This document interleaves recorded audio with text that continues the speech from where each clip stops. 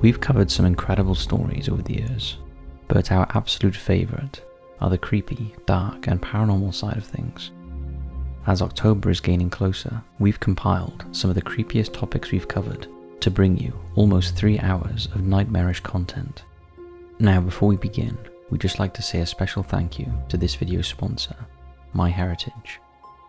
MyHeritage is Europe's #1 family history app, giving the people the power to research their bloodline and explore the fruits of personalised DNA testing. For too long, exploring your family history has been a long and difficult task, with very little fun to be had. Now it's a highly enjoyable activity utilised by over 90 million subscribers, searching through over 18 billion records and archives to best recreate their family tree. In addition, MyHeritage also sports a top-of-the-line AI technology-based photo restoration service, there to take your historical photos and old family albums and repair, enhance, and even add colour to the old black and white, sepia-saturated memories. This is actually our favourite part about the service. Not only do you explore incredibly personal and nostalgic stories about your past, but you get to bring them as close to life as possible. You don't even have to be a pro at history or family origins or Photoshop for that matter. The interface is so easy to use, and everything you need to build a successful family tree is already at your disposal. Use the link below and sign up for a 14-day free trial and enjoy all the incredible sleuthing tools MyHeritage has to offer. Best of all, if you decide to continue your subscription, you'll get a 50% discount.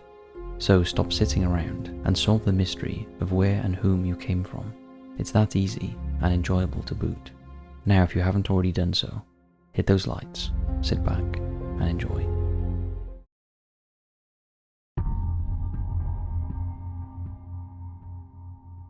Jan Eric Olson. While the term Stockholm Syndrome is widely known, the case that its name derived from remains relatively obscure. So for our first case, we're going to look at Jan Eric Olson.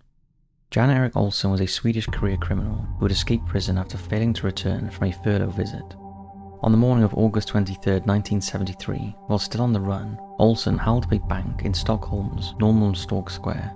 He entered the busy bank carrying a jacket on his arm, from which he pulled out a loaded submachine gun that he fired into the ceiling, shouting in a fake American accent, "The party has just begun." After wounding a policeman who had responded to a silent alarm, Olson took 4 bank employees hostage.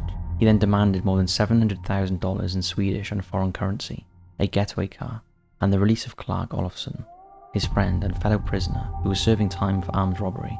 Within hours, the police in Stockholm carried out Olson's request and delivered Clark a getaway car and the money, although they refused to let him leave the bank after he demanded to take the 4 hostages with him. So Olson and Clark remained inside the bank, with the 4 hostages holed up in the bank vault.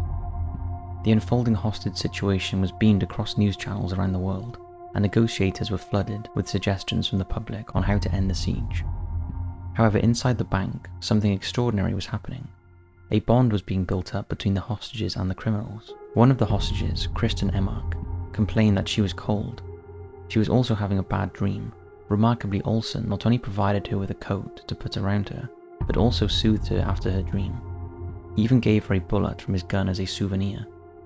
She later even phoned Swedish Prime Minister Olof Palme and pleaded with him to let the robbers take her with them in the escape car, saying, "I fully trust Clark and the robber.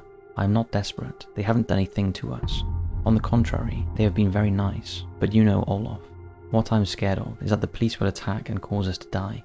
Similarly, Clark and Olson confronted another captive, Birgitta Lundblad, and told her not to give up when she was having trouble getting through to her family by phone they allowed her to use. Another hostage, Elizabeth Altgren, complained of claustrophobia, so Olson attached a rope to her and allowed her to walk outside the vault to get some air. By the second day, the hostages were on first-name terms with the captors.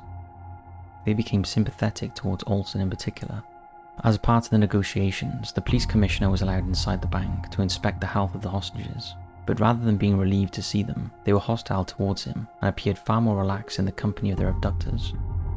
And when he emerged from the bank, the commissioner was in no doubt the hostages would not be harmed, as they had developed a bond. Even after Olson threatened to shoot one of them in the leg to shake up the police, the hostages later recounted how kind he thought Olson was for saying it was just his leg he would shoot. Ultimately, the convicts did no physical harm to the hostages, and on the night of August 28th, after more than 130 hours, The police pumped tear gas into the vault and the perpetrators quickly surrendered. The police called for the hostages to come out first, but the 4 captives protected their abductors to the very end. Kristen Ennard yelled, "No, Jan and Clark go first. You'll gun them down if we do." In the doorway of the vault, the convicts and hostages embraced, kissed and shook hands. As the police seized the gunmen, 2 female hostages cried, "Don't hurt them. They didn't harm us." And while Enmark was being wheeled away on a stretcher, she shouted to Olofsson, "Clark, I will see you again." The hostages' seemingly irrational attachment to their captors perplexed the public and the police, who even investigated whether Enmark had plotted the robbery with Olofsson. The captors were confused as well. The day following her release, Elizabeth asked a psychiatrist, "Is there something wrong with me? Why don't I hate them?" Psychiatrists compared the behaviour to the wartime shell shock exhibited by soldiers, and explained that the hostages became emotionally indebted to their abductors, and not the police for being spared death. Within months of the siege, psychiatrists dubbed the strange phenomena Stockholm Syndrome. Strangely, even after Olofsson and Olson returned to prison, the host made jailhouse visits to their former captors, and the 2 criminals received many letters from women admirers. Olson was released in 1980 and went on to marry one of the many women who sent him admiring letters while in prison, and moved to Thailand. In 2009, Jan Olson released his autobiography entitled Stockholm Syndrome.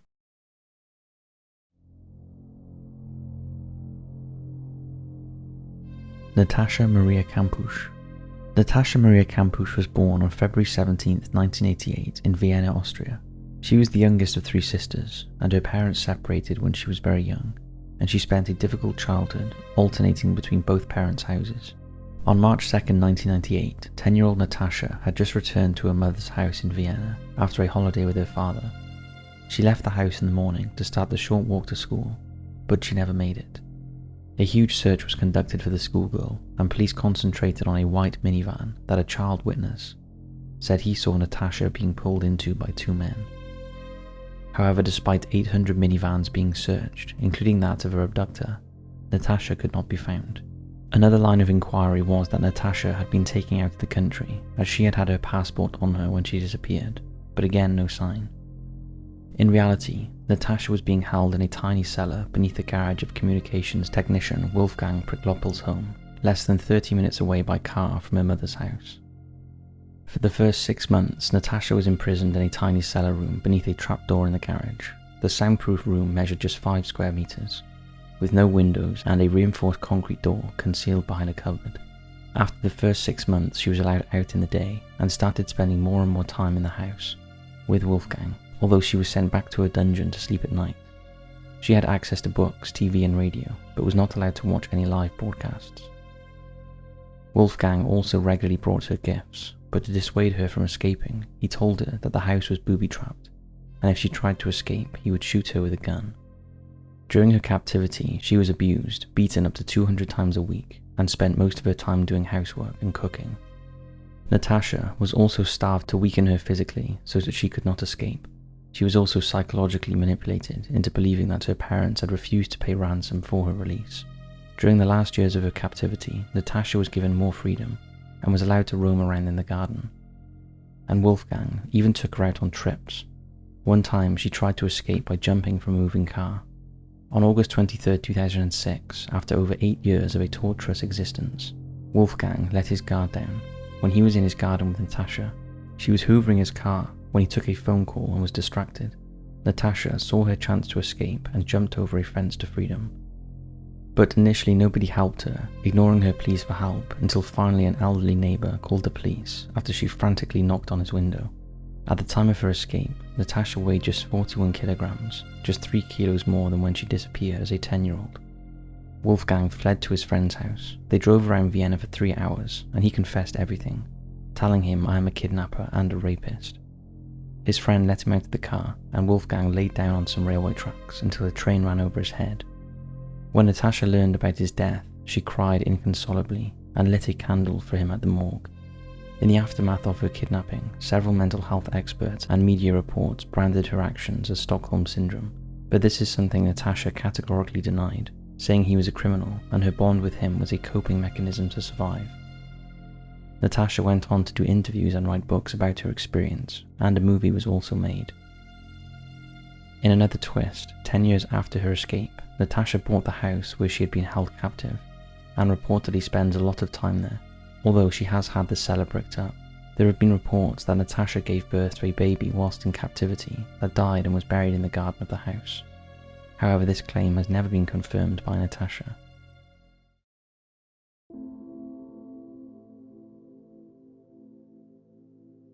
Sean Hornbeck. On January 12, 2007, police were investigating an apartment near St. Louis concerning the disappearance of 13-year-old Missouri boy Ben Ownby, who was last seen 4 days earlier getting off of the school bus. But when they served a search warrant on the apartment of Michael Devlin, not only did they find Ben Ownby, they also found 15-year-old Sean Hornbeck, who disappeared in October 2002 while riding his bike in Richwoods, Missouri, about 50 miles away. Immediately, questions were raised as to how Devlin was able to hold Sean in an apartment for 4 years without him escaping, despite being seen alone outside of the apartment on several occasions by neighbours, often riding his bike or skateboarding with a friend. He was even seen out with Devlin, having driving lessons, and many people assumed they were father and son. Remarkably, he had also contacted the police on 4 occasions during his captivity after his bike was stolen. In another twist, it was revealed that Sean had access to a computer and was aware of the appeals his parents were making for his safe return.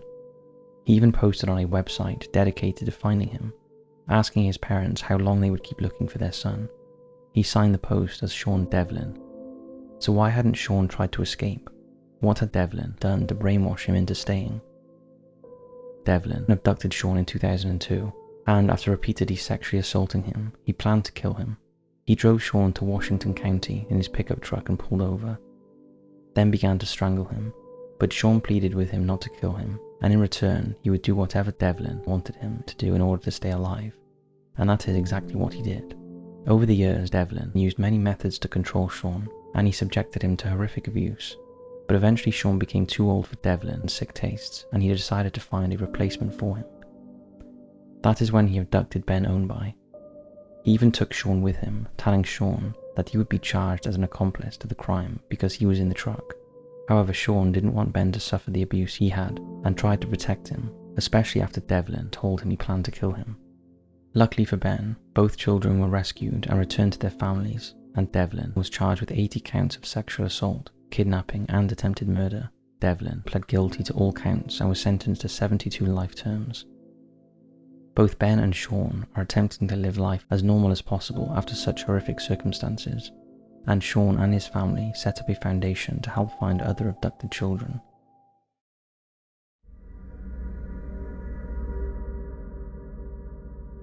Mary McElroy.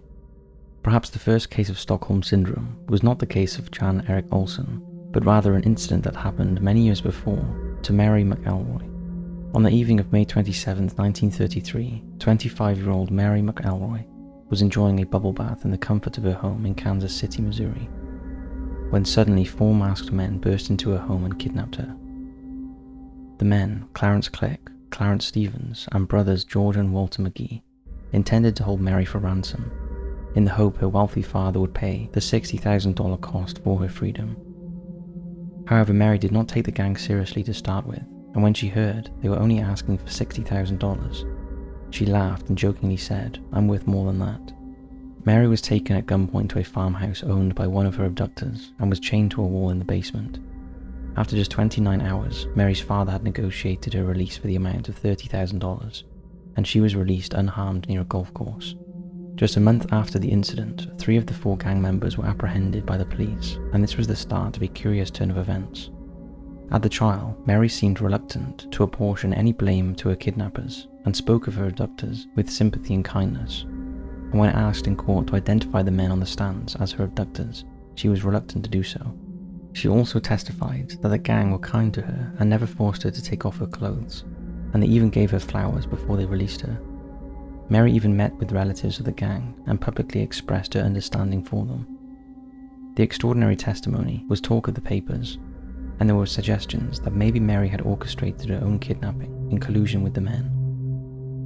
For Mary, playing a part in getting her abductors convicted took a toll on her mental health, and on February 10, 1935, after they were convicted, Mary disappeared from her home, When she was found the next day, she explained that she couldn't take any more and felt like a murderer, as she knew her kidnappers would receive a death sentence.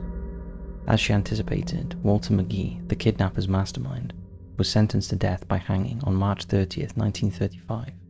But Mary shocked the public again when she publicly contested Walter's sentence. She wrote, "Walter McGee's sentence was hung as heavily over me as over him. Through punishing a guilty man, his victim will be made to suffer equally. In pleading for Walter McGee's life, I am pleading for my own peace of mind." Her letter, coupled with her father's support, got Walter's sentence commuted to life in prison.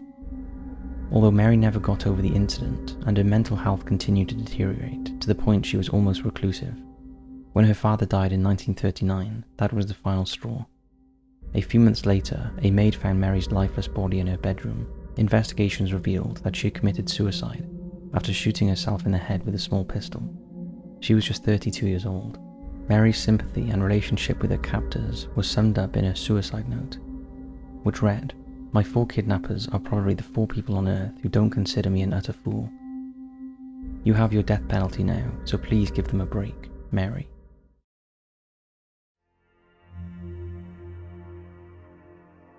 Colleen Stan. On the 19th of May 1977, 20-year-old Colleen Stan was making her way from her home in Eugene, Oregon, to a friend's birthday party. Colleen decided to hitchhike, something she had done many times before, when a young couple, Cameron and Janice Hooker, stopped offering her a lift. Colleen felt safe, especially since they had a baby in the car. After half an hour of driving, Cameron Hooker suddenly left the road and headed down a secluded lane. There, Colleen was threatened with a knife, gagged, bound, and placed in a wooden box. Colleen went on to endure horrific abuse and torture by the Hookers, and was given the name Kay, and was forced to refer to her abductors as Master.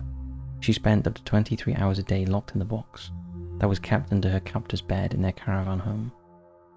Colleen was told a powerful organization called the Company was behind her abduction, and if she tried to escape, the Company would do far worse things to her than they ever did.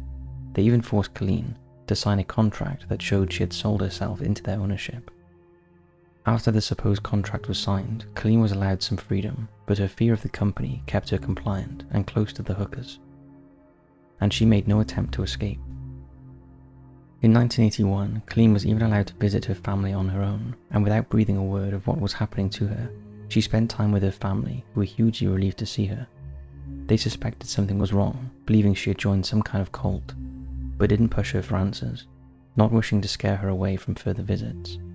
The day after the first visit, Colleen visited her family again. This time she introduced her boyfriend, Cameron Hooker.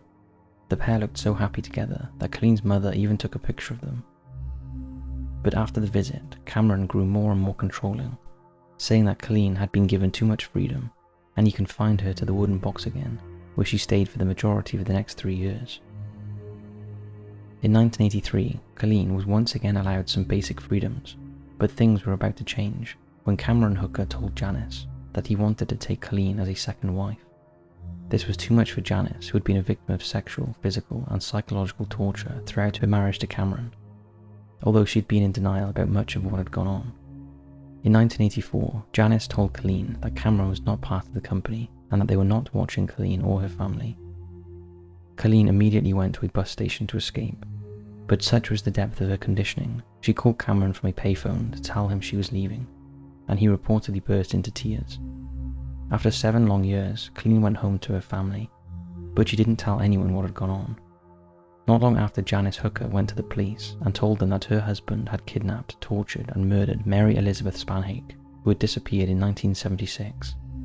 The investigation of this claim led to the terrible kidnapping, imprisonment, and abuse of Colleen. In court, both Janice and Colleen testified against Cameron, and Colleen found herself under the difficult cross-examination, wherein the defense attempted to paint her as some kind of willing participant in the nightmare. However, Cameron was eventually sentenced to 104 consecutive terms in prison for sexual assaults, kidnapping, and for using a knife in the process, although sadly, the disappearance of Marie Elizabeth Spanhake remains unsolved, as Cameron faced no charges connecting to her. Colleen Stan studied an accounting degree, married, and has raised a family of her own. 14 years later, Colleen went public about her ordeal and how she coped for those terrible years when she was the girl in the box.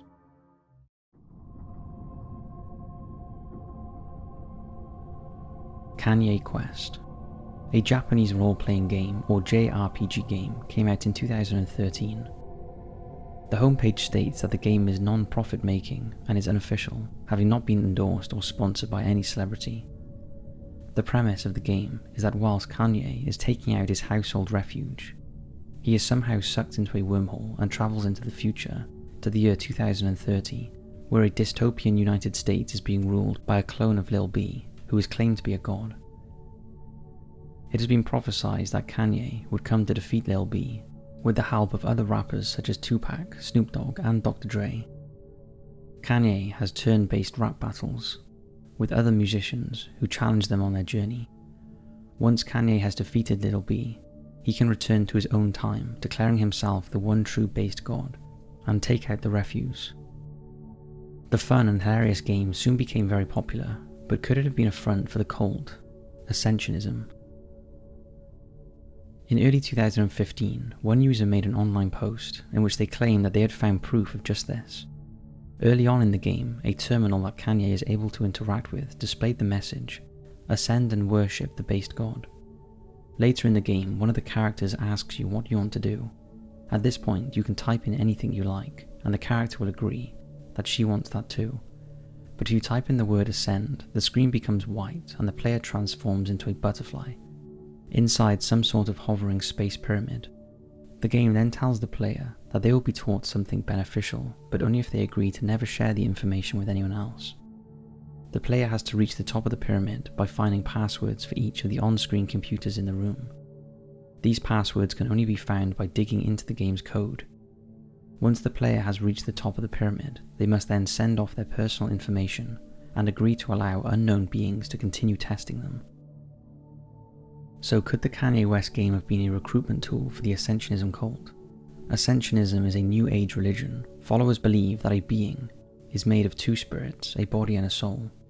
They are constantly reincarnated until they reach the point where, on judging themselves after death, they can deem themselves to be adequately worthy. Then they can destroy themselves and become an ancient essence from which other new souls can form. Ascensionists also think that all the bad things that happen to a person are because their own soul has prearranged it as a form of spiritual growth.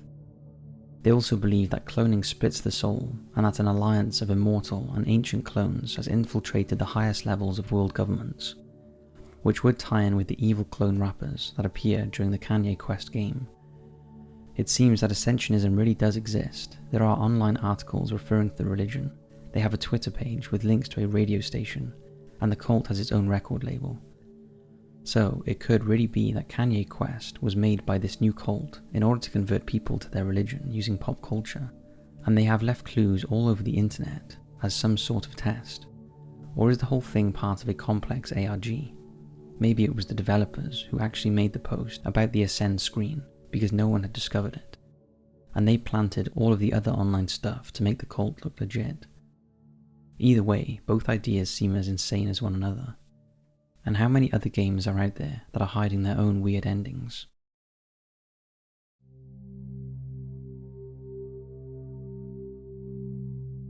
Internet black holes. In outer space, a black hole is a mysterious place that draws in everything around it, matter, radiation, and even light. It all just disappears to a place that no one can yet comprehend. These places exist on the internet as well, and have been there since its inception. It's happened to all of us one time or another. Your email seems to have disappeared off into cyberspace. You've definitely sent it, but it just hasn't appeared at the other end, or that web page that you want to simply visit will not load. Often it can be down to user error, but sometimes it has just vanished into thin air. There have been reports of emails being missing for several years before finally appearing in the recipient's box, and one victim to the experience reported that he sent an email in 2001 and eventually received a mailer demon for it in 2014. Where was the email stuck for 13 years before the failure notice was sent? Engineers call this loss of data the black hole phenomenon. It seems that information not being sent to the intended receiver, being permanently deleted, or ending up in some unspecified location happens more often than you think. Some scientists believe that everything that happens on the internet happens for a reason. So what if several of these black holes didn't delete your information at all, but rather diverted it to a third-party IP address? This could of course be just an innocent glitch, but there could also be a more sinister reason. There is potential here for a security breach, because these third parties can see whatever you have sent. The personal details and financial records of millions of innocent people could be at risk. Even more scary is the thought that the secrets of the world's government agencies could also be vulnerable, and have been. Could some of these black holes belong to dark web organizations or even terrorist groups who are collecting information? One scientist has made a study of what kind of data has been diverted as a way to learn about what could be causing the problem. He thinks that there is a disproportionate amount of political content going missing, too much for it to just be a coincidence, and that black holes are a cover for illegal activity. Students at the University of Washington dismiss this as a coincidence and think that the problem is something technical or mechanical. They believe that the problem is too complex for simple foul play. Perhaps one day, if there really are people diverting the data, they will come forward and confess. Whether they are caused by a criminal act or simply a phenomena, internet black holes continue to be a huge puzzle because there is such a lack of knowledge, a topic we think deserves its own video.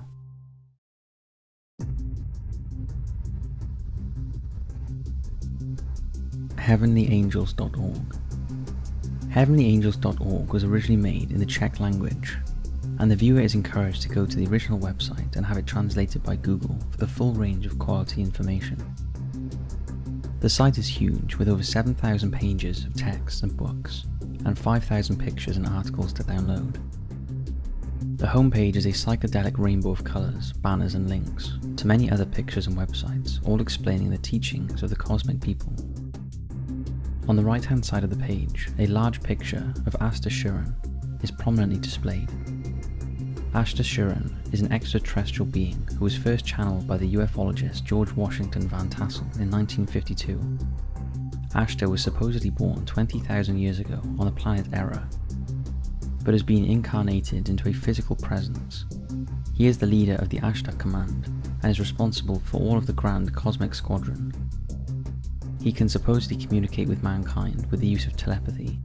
He wants to help us stop destroying ourselves with the application of love and wisdom. Ashtar is said to be Scandinavian in appearance. He is quite tall, about 6 feet 5 inches, and has long blonde hair and blue eyes. He dresses in long white robes and sometimes wears a cloak.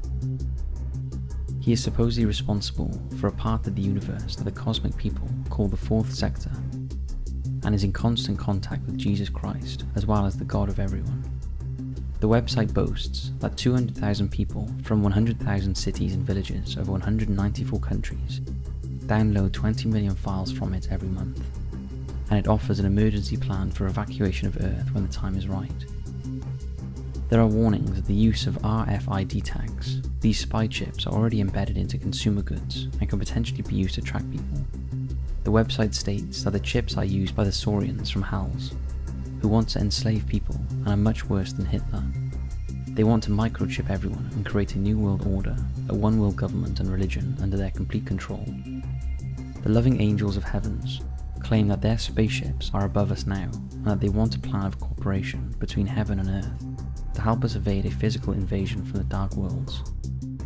The angels want to appear before humans, but cannot do this until the majority of people want to meet them. According to them, this is why it's so important to spread the message. One page shows a diagram of the mothership of the Grand Cosmic Squadron. The spaceship has 12 levels with elevators to connect them all. There are rooms for interdimensional visits, concert halls and a chamber that stores recordings of planet Earth. There is also a recreational area with parks and forests, and parking areas for smaller ships. The website displays messages such as "Don't get chipped" and "Angels and Starships." There is even an "I have an angelic dream" prayer, where the words of the civil rights activist Martin Luther King Jr. are changed to meet the agenda of the angels. The angels hope that the children of Earth will one day live on this planet, where they will not be judged by their position and role, but by the content of their character. The site claims that we should live in happiness, health and spiritual love, and all sing together for 2 hours every day. In the end, they state that the world will be destroyed by catastrophes, and only the believers who have their fourth heart chakras open will trans-vibrate to the upper dimension. The true question is, who is behind this website? There are thousands of pages and lots of detail, and someone must be spending many hours a day doing this. But the question is who and why?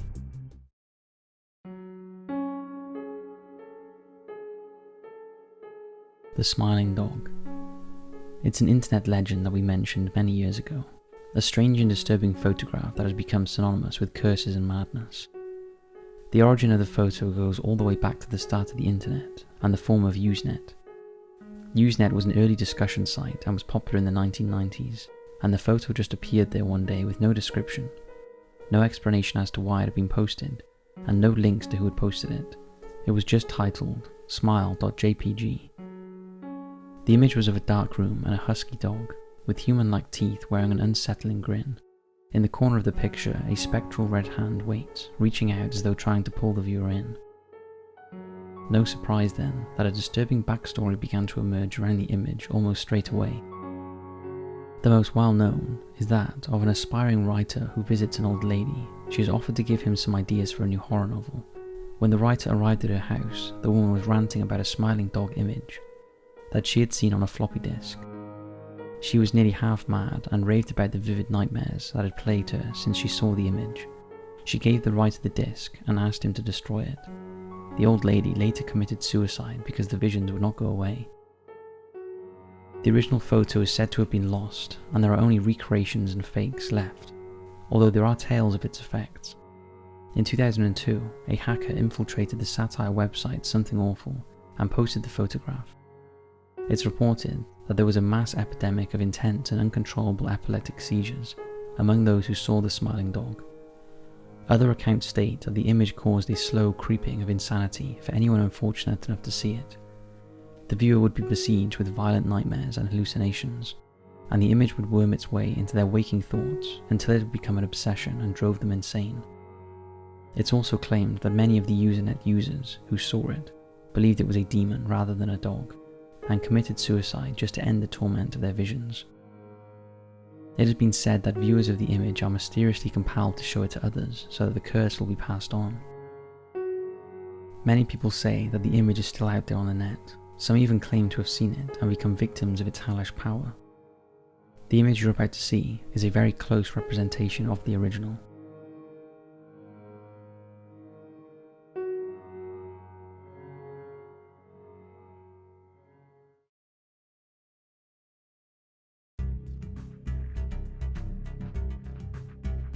The Time Cube.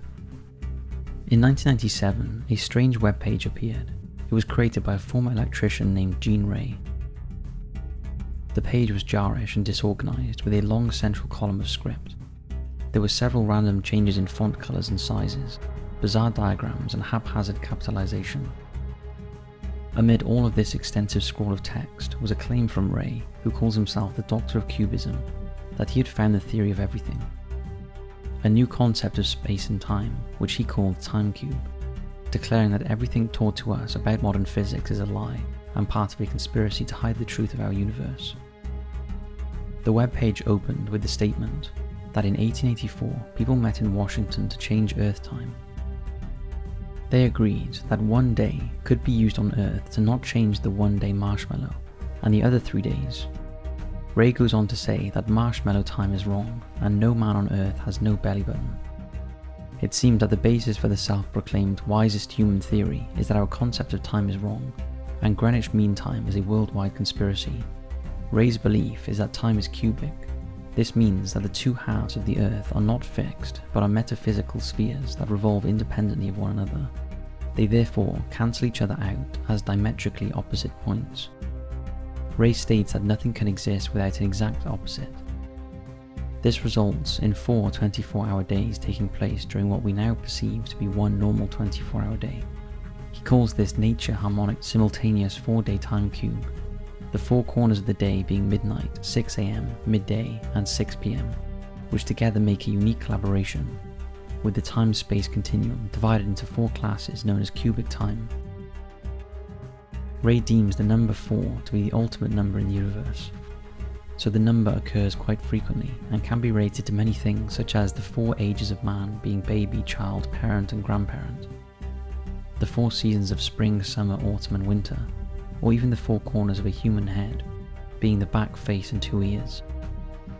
Ray also discusses the importance of antipodes a lot, claiming that although everything has a polar opposite, the 2 things are in a continuous state of flux.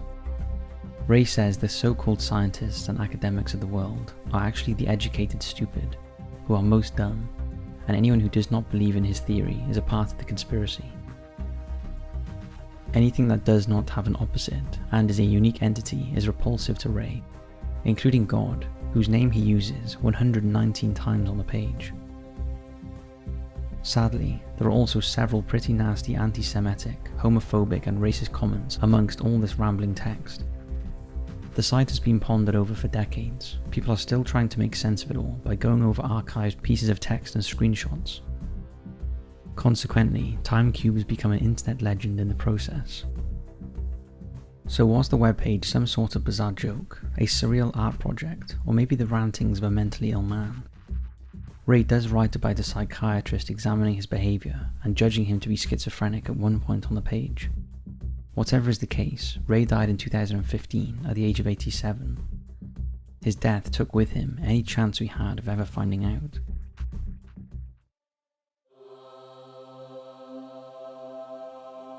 Mummies of Guanajuato.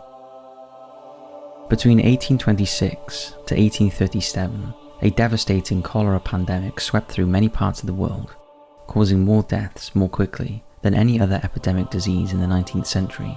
By around 1833, the outbreak had reached Guanajuato in Mexico.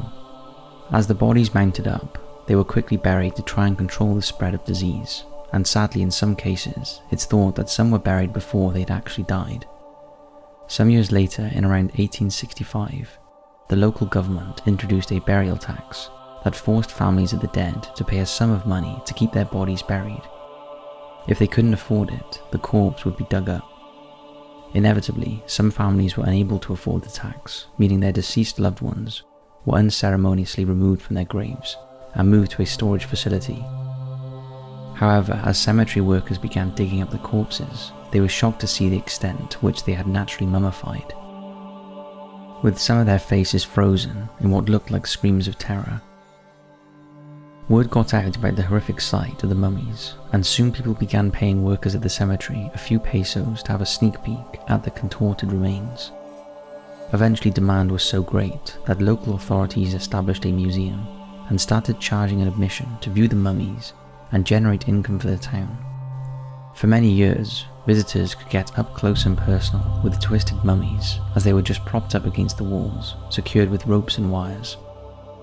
And because some visitors started taking bits of the remains for macabre souvenirs, the local government was forced to display the mummies behind temperature-controlled glass. Today the museum displayed 59 out of the 111 bodies that were removed from their graves. Amongst them is the oldest and first one to be dug up, Dr. Remigio Leroy, a French immigrant who had no family to pay the grave maintenance tax.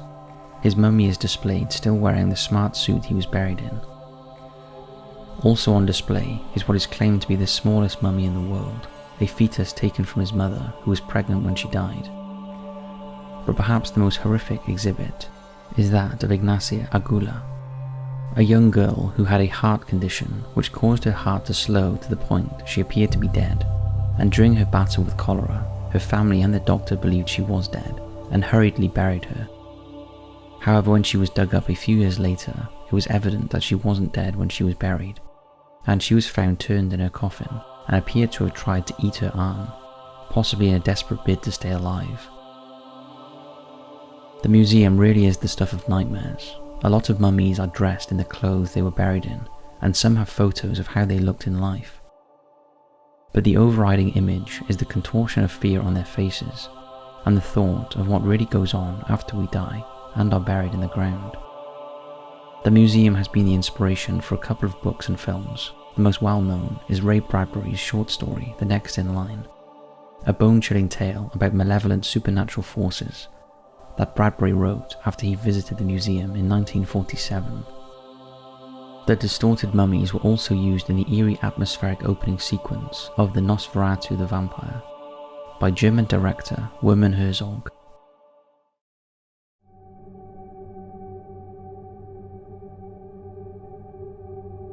Hisashi Ouchi, the 83-day death. This next story is so horrific it's hard to believe anyone could have allowed it to happen.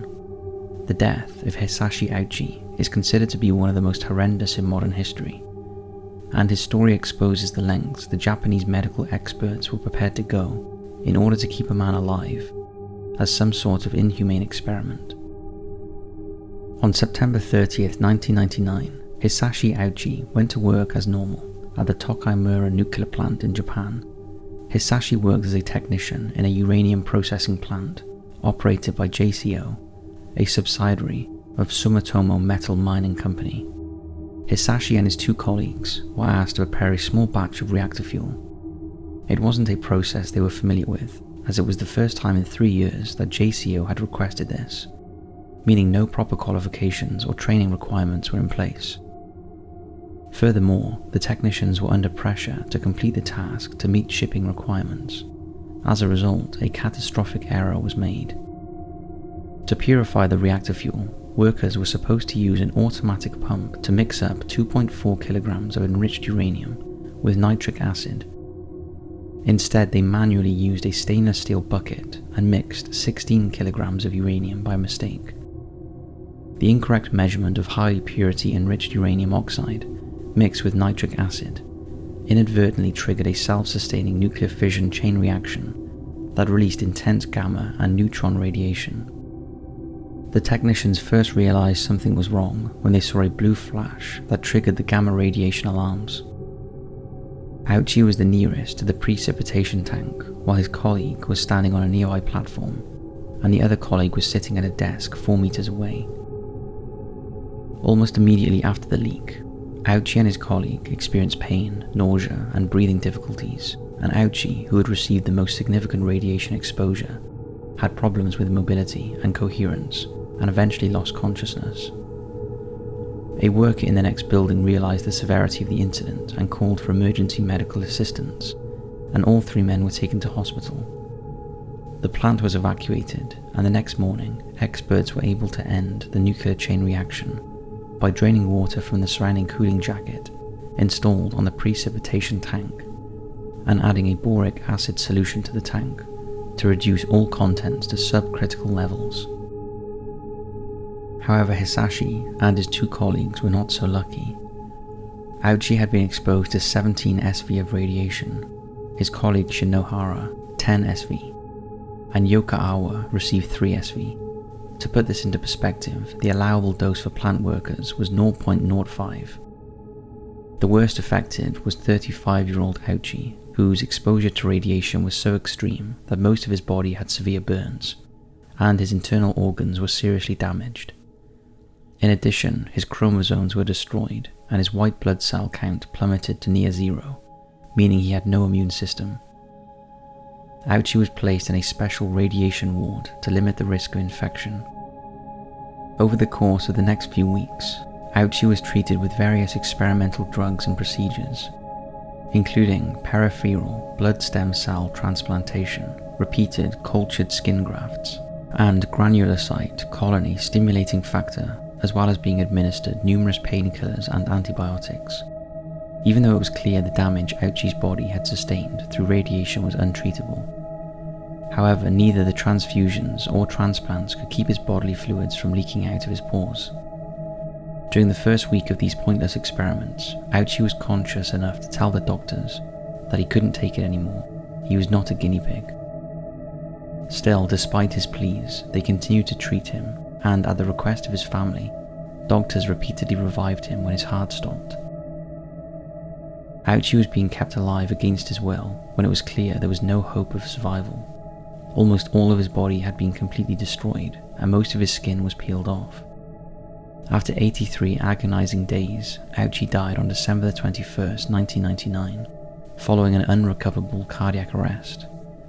The agony Ouchi must have been in does not bear thinking about, and to this day, Ouchi holds the record for the most radiation experienced by a person who survived the initial dose. But at what cost? Keeping him alive when there was no hope of survival is one of the most significant examples of human torture in the 20th century. The ethical value of his prolonged treatment was questioned and received criticism. Now, we know there are photographs of Ouchie suffering out there, but we are not sure of their authenticity, and some are too horrific to show, so we have chosen not to. As for the other 2 workers, well, sadly, despite a 7-month battle, during which Shinohara appeared to be recovering, he died on April 27, 2000, of multiple organ failure. He too had endured radical treatments and numerous successful skin grafts, as well as a transfusion from congealed umbilical cord blood, but was still unable to fight the radiation-induced infections and internal bleeding that eventually caused fatal lung and kidney failure. Their supervisor, Yokokawa, did manage to survive and was released after 3 months with minor radiation sickness, although he faced negligence charges in October 2000.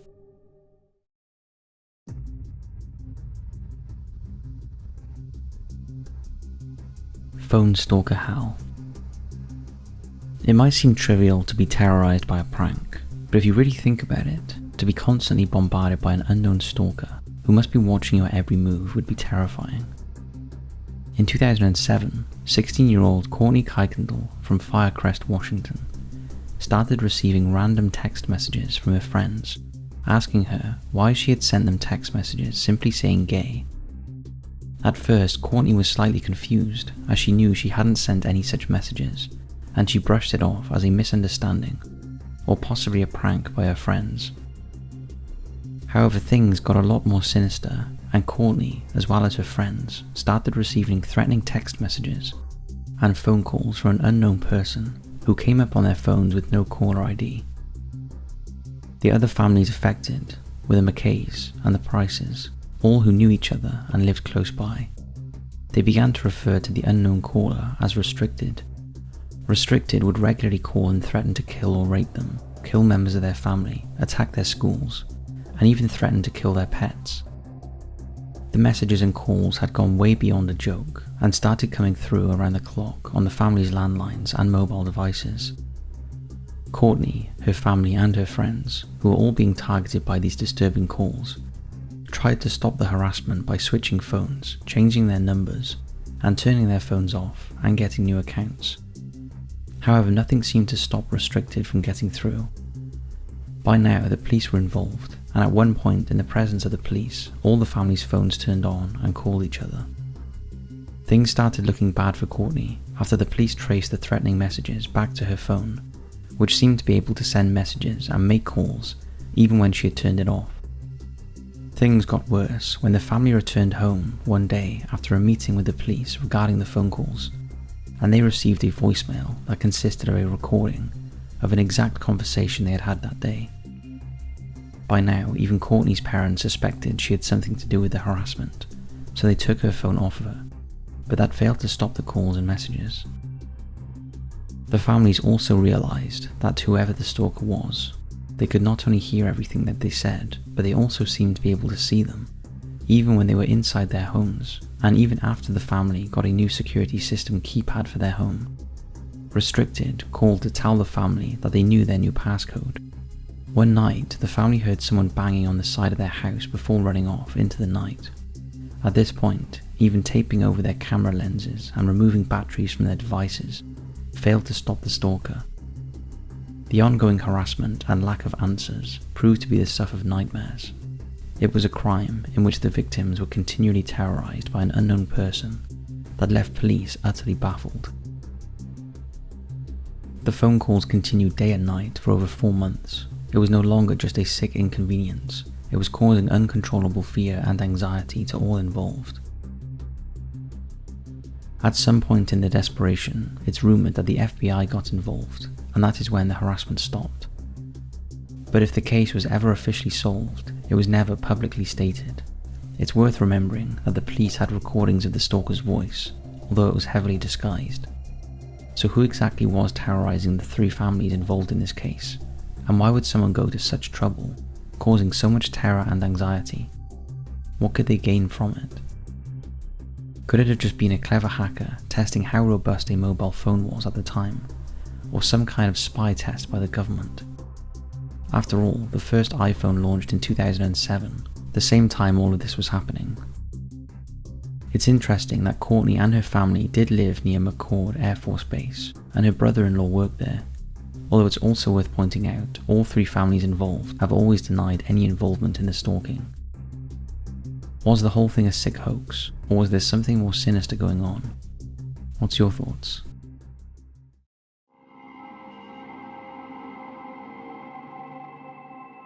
Teenage vampire. It's hard to believe that a child's ambition when they grow up is to be a vampire. After all, surely vampires aren't real, they're just creatures from folklore that like to feast on blood.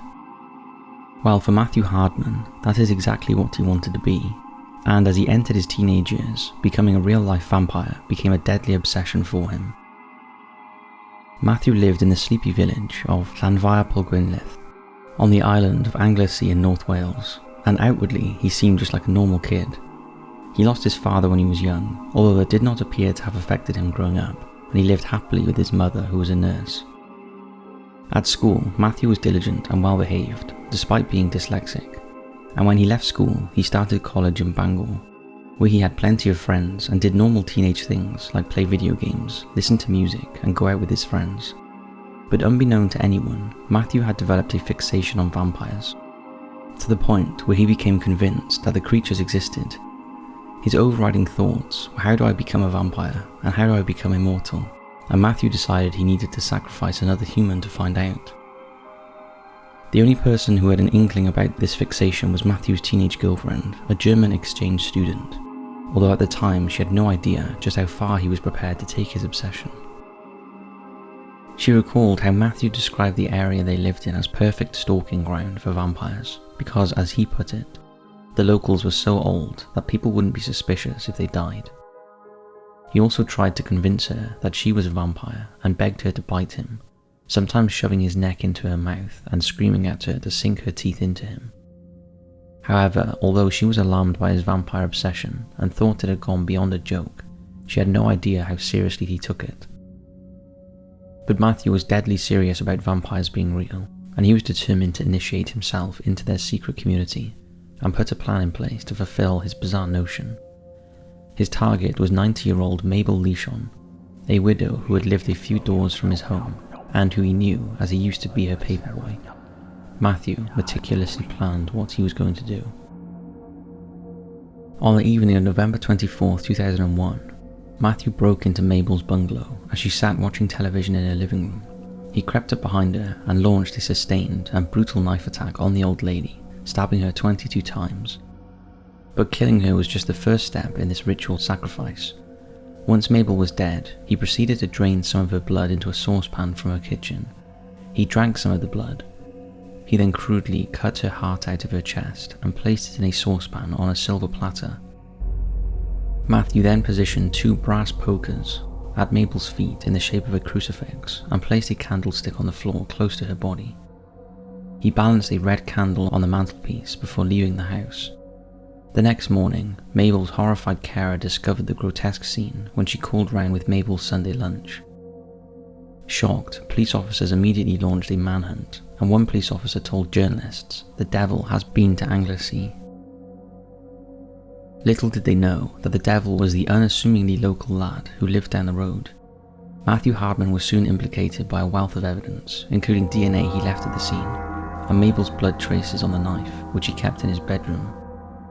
Matthew was sentenced to life in prison, and to date he is still incarcerated. The motive for the horrific crime was Matthew's irresistible attraction to the mythology of vampirism and the search for immortality. It just goes to prove you never know what's going on in someone's head. Matthew wasn't a local outcast, he wasn't known as a bad boy. He was just an outwardly normal kid who festered a grotesque obsession, which makes this case the stuff of nightmares.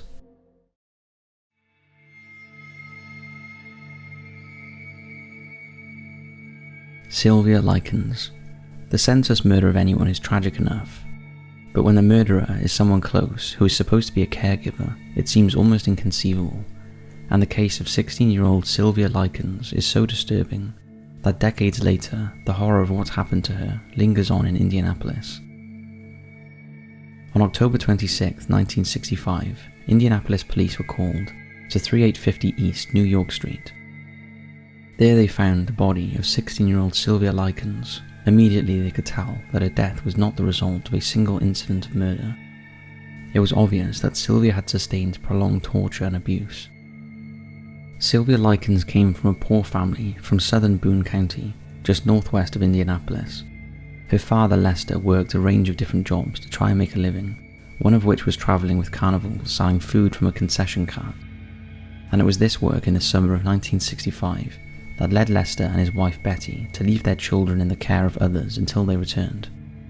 The couple had 5 children, but the eldest, Diana, was grown up and married. So it was the other 4 they needed to find homes for.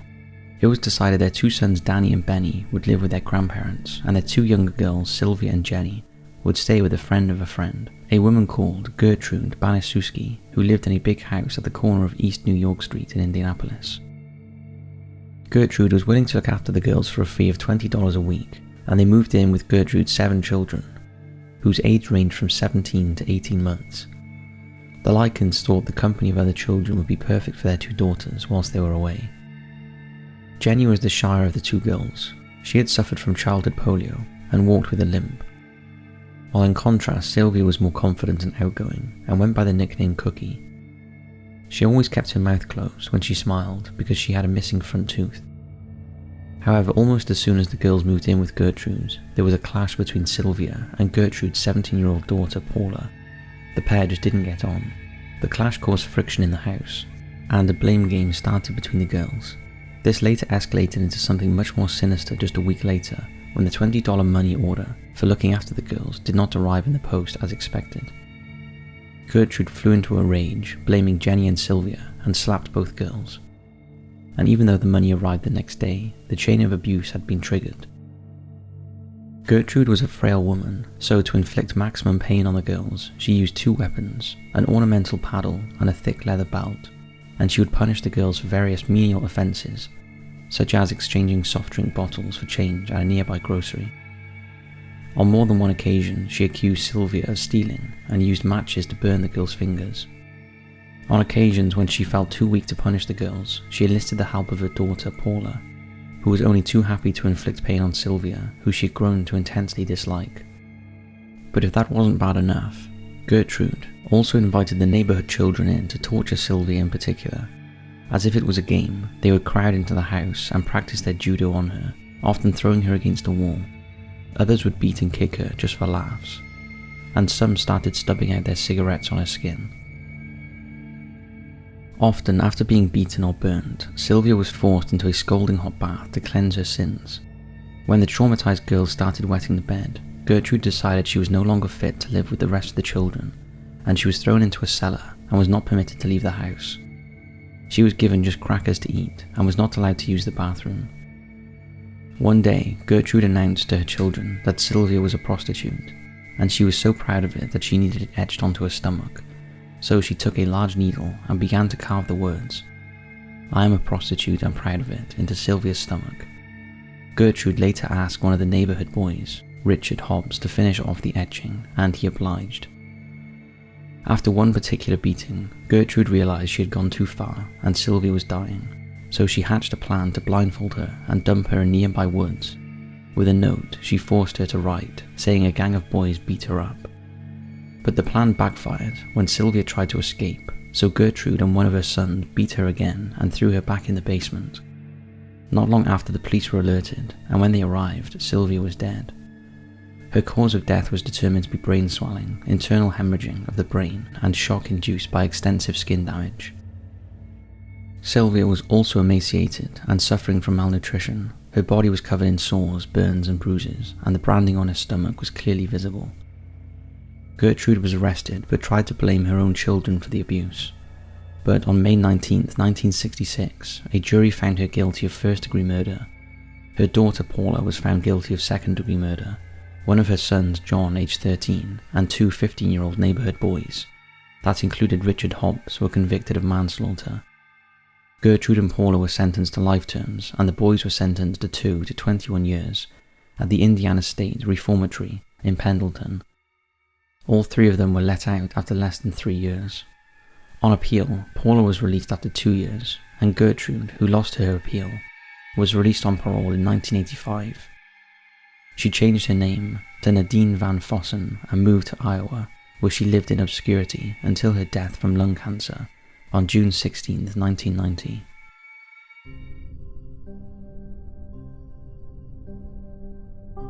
Stephen Shaw. In July 2011, Vicky Harrison decided to throw a small party at her home in Gateshead, in the northeast of England. She invited a few old friends, Michael Glover, Stephen Shaw, and his sister Anne Richardson. Vicky's ex-partner's daughter, Robin Little, was also there, and she arrived with her boyfriend, Dale Walker. The party was in full swing, and the group were drinking beer and spirits. Some were also using recreational drugs. Robin noticed that a man sitting in the corner was acting strangely. She asked Vicky for his name and was told that he was Stephen Shaw. Later, Shaw became very aggressive and caused an argument. His sister Anne decided to leave, and although Shaw wanted to stay, he was persuaded to make sure that his sister got home safely. But he kept returning to the house. On the first occasion, he went back to retrieve some money that his sister had left. On the second, he used an excuse of retrieving some alcohol. At about 1:30 a.m., Robin and Dale, who were both 19, asked Vicky if they could stay over and went to bed in the spare room. Dale was able to get to sleep straight away, but Robin laid awake for some time. She couldn't get past that feeling that there was someone else in the room with them. She woke Dale up to tell him, and he got up and turned on the light. Suddenly, Shaw rolled out from underneath the bed. He had been lying in wait there with a kitchen knife taped to each of his gloved hands. He also had a tea towel wrapped around the lower part of his face in an unsuccessful attempt to hide his identity. Shaw sprung up and lashed out at Dale, stabbing him in the neck and side. He also sliced through Dale's hand, almost severing his fingers. Dale shouted at his girlfriend to jump out of the window, but she ran towards her boyfriend to try and help him, and was stabbed in the shoulder. On hearing the commotion, Vicky ran upstairs to see what was happening. Shaw stabbed her so hard in the chest that 2 of her rib bones were broken. As a result of her injuries, she suffered a heart attack and a collapsed lung. She was lucky to survive, as the knife had severed an artery. She was only saved because of major emergency surgery. Shaw had previously been jailed for squirting ammonia in the face of a woman during a burglary. And in March 2012, he was found guilty of 3 attempted murders and jailed for an indefinite period for the protection of the public. Throughout the trial, Shaw protested his innocence.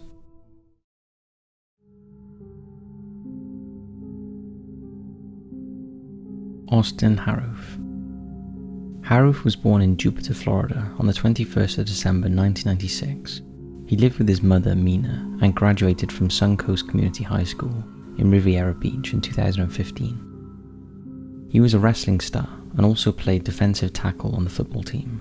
He was well liked by his teammates and was known as being a good kid, although he had to be prompted to be more aggressive when on the defensive line.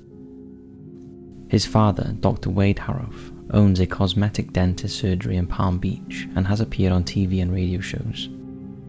Harrouff later became a student at Florida State University, and on the night of August 15th, 2016, 19-year-old Harrouff ate out at a restaurant with his family, where he began to behave bizarrely. At one point, he went home and began drinking cooking oil. He later returned to the restaurant, but left abruptly in an agitated state. He walked to the house of John Joseph Stevens III, who was 59, and his 53-year-old wife, Michelle Mishcon. They were in the garage at the time, and Harrouff began to randomly attack the couple, stabbing and hitting them with any implements that he could find. A neighbor named Jeffrey Fisher heard Michelle screaming and tried to intervene, but he was also stabbed several times. When police officers arrived at the scene, Harrouff was found on the driveway in his underwear. He was on top of John Stevens' body, making strange animal noises and eating his face and chest. Harrouff even continued to bite Mr. Stevens despite being tasered. He begged the officers to shoot him, claiming I deserved to die. He did eventually let go when he was bitten by a police dog, and officers were able to handcuff him. John and Michelle were declared dead at the scene. Mr. Fisher was taken to hospital and survived the attack. Harrouff was also taken to hospital because he had drunk some sort of caustic liquid taken from the couple's garage. Police officers thought that Harrouff had taken the drug Flakka before the incident occurred. the designer drug Flakka can cause severe aggression, extreme hallucinations, and superhuman strength. Doses of the drug can be bought for just $5. In 2015, a man in Australia was arrested when high on the drug. He was trying to have sex with a tree and believed that he was the god Thor. But a toxicology report showed no synthetic drugs in Haruf's system, although there was a trace amount of cannabis. Haruf was charged with 2 counts of first-degree murder, 1 count of attempted murder, and burglary. During the psychiatric evaluation, Haruf said he had been having bad thoughts during the days leading up to the murders. He said that he had feelings of paranoia and believed the gods and demons were talking to him. His mother also said he had been acting strangely and claimed to have superpowers. Austin Haruf is still waiting trial, as his sanity at the time of the murders is being brought into question.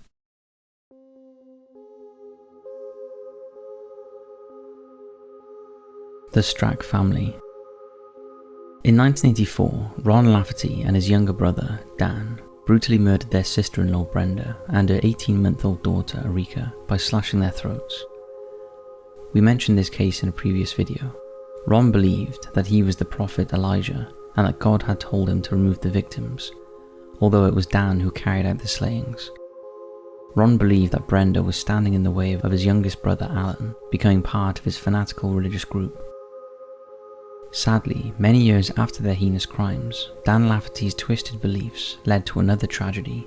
Fast forward to 2014, where Benjamin and Christy Strack lived in a duplex apartment in Springfield, Utah, with their children Benson, 14, Emery, 12, and Zion, 11. Christy had a dream about Dan Lafferty and became obsessed with him. Eventually, Lafferty, Benjamin, and Christy would become close friends, and the couple would visit Dan every week at the Utah State Prison. Dan even claims that he and Christy were in love, and that although Benjamin knew, he didn't mind. 19-year-old Jansen was the eldest sibling of the Strack family.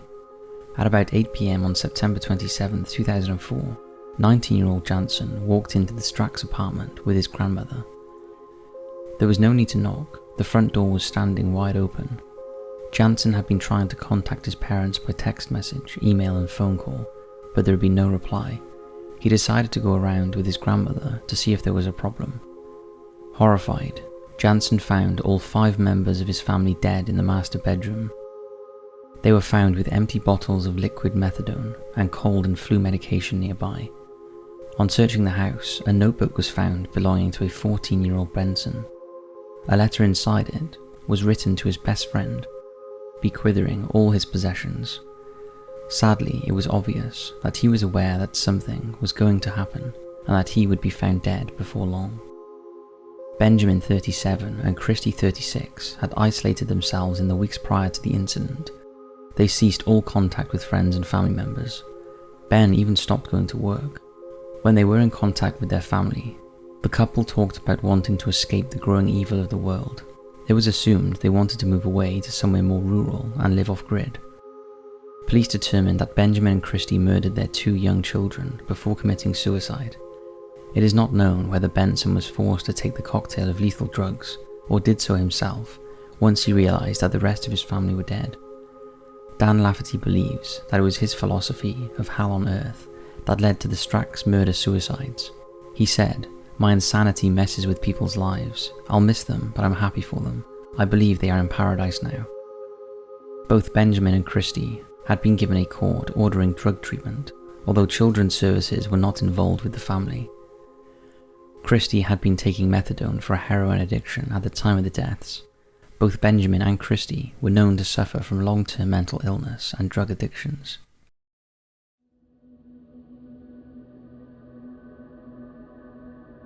Angel Hayes.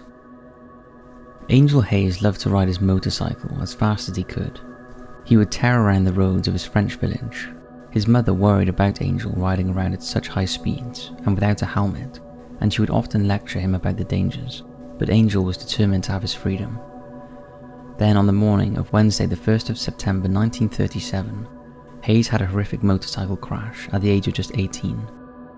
He lost control of the motorcycle and was thrown headfirst into a brick wall. He was pronounced dead at the scene. His injuries to his face were so horrific that his parents were not allowed to see his body.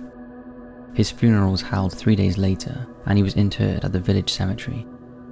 Just days before the accident, Angel's parents had taken out a large life insurance policy for Angel, and a couple of days after the funeral, they filed the claim. This sent alarm bells ringing at the insurance company, who were sure that there was something fraudulent going on. The insurance investigators got in contact with the local medical examiner's office to find out if anything unusual had been found during Angel's autopsy. They were told that Angel's parents had actually refused permission for a post-mortem and chose to have their son buried quickly in a closed casket.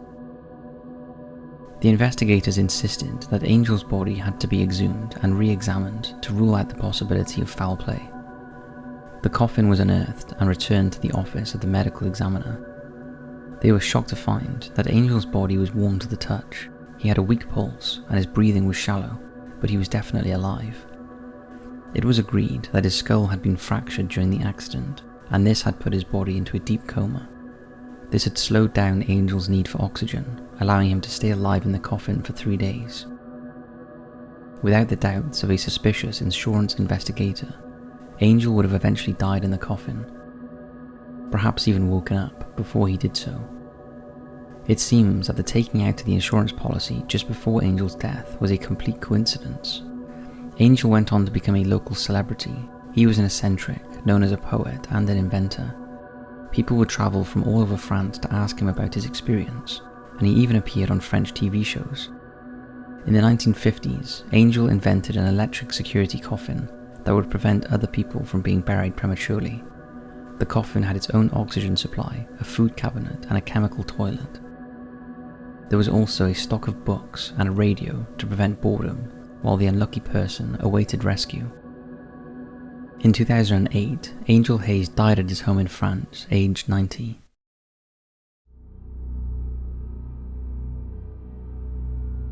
Agnes Wildman. Accrington is a town in the north of England. In 1923, Maud Wildman lived in the small market town with her 5-year-old daughter Agnes. Maud's husband had been killed in an accident at a munitions factory during the First World War, leaving her devastated. Although she missed her husband and was saddened by his passing, Maud did not want to bring up her daughter without a father, so she began seeing a local man named John Wiley. Maud and John were married, and they moved into a lodging house at number 12 Victoria Street, which they shared with their 65-year-old landlady, Miss Hornbury. Sadly, it turned out that John was an alcoholic. He would spend a lot of time in the nearby Poplar working men's club before staggering home, where he would be both verbally and physically abusive to Maud. Some days she would arrive at the cotton mill where she worked, with a black eye. Other times she could hardly stand because he had beaten her so badly. Miss Hornbury was very upset by this and told Maud that she would be happy to throw John out if it would help. Maud agreed, and when he returned home that morning, John found his suitcase packed and waiting for him. Before he left, he pointed at Agnes and threatened Maud menacingly, saying, "I'll get back at you through her." Accrington police were informed of the threat, and they kept John under investigation for the next few days. John continued to drink a good deal, but he never tried to make contact with Maud or Agnes, so the surveillance was called off. It was then that John went to Agnes's school. He saw her in the playground and grabbed her hand, telling her that they were going home to see her mother at Victoria Street. The headmistress, Miss Westwell, rushed over to find out what was happening, but John tricked her with a forged letter. The letter said that the family were going to Rishton on the train, so Agnes was needed at home. Unfortunately, Miss Westwell allowed John to leave with Agnes. On arrival at Victoria Street, John let himself into the house. Miss Hornbury was startled to see him standing there with Agnes in her front room. She screamed at him to leave, but John began to repeatedly hit the elderly lady, knocking out her teeth. He then picked up the coal shovel and continued to attack her with it. Hearing the commotion, the next-door neighbours sent for the police. Constables Flegg and Maudsley arrived shortly after. They walked into the house and found Agnes kneeling beneath the dining table. She was rocking backwards and forwards. Agnes was surrounded by a large pool of what the policeman thought was water, and there were 2 small white lumps sitting in the middle of the pool. It was then that they realised, to their horror, that the pool was blood and the white lumps were her hands. Agnes continued to rock with her stumps pressed hard against the floor. Miss Hornbury had wounds to the back of her head, a broken nose and other injuries about her legs and torso. Despite this, she had managed to crawl to the back door of the house, where she was found by her neighbour, Mrs. Parker. Sadly, Mrs. Parker was so distressed upon finding her friend in such a state that she suffered a heart attack, collapsed and died. The policeman found John in the kitchen. He had attempted to slash his own throat and was breathing gas through a tube that he had attached to the boiler. He was unconscious but alive. The gash was neither long nor deep, and he had avoided cutting through the windpipe or any arteries. Agnes, Miss Hornbury and John all survived. Brave little Agnes was in the hospital for months after, but she was able to give evidence in court, where she appeared with her stumps still wrapped in bandage. John was charged with feloniously wounding Sarah Ann Hornbury by means of a coal shovel with intent to murder, and unlawfully and unwillingly causing grievous bodily harm with intent to maim to his stepdaughter Agnes Wildman, aged 5 years, by severing both her hands with a razor. On Saturday the 8th of December 1923, John pleaded guilty to both charges at Manchester Assizes. Judge Branson was emotional when he said, "The story of your offence is the most horrible to which I have ever listened. Cold, calculated, fiendish attempt to be avenged on your wife through this unfortunate little girl. No punishment is adequate. There is a maximum I can give, and I will. You will do penal servitude for life." Agnes was awarded £5,000 from the Mayor's Fund to help with their recovery. She later married and lived in Accrington all of her life, where she was known as the Lady with No Hands.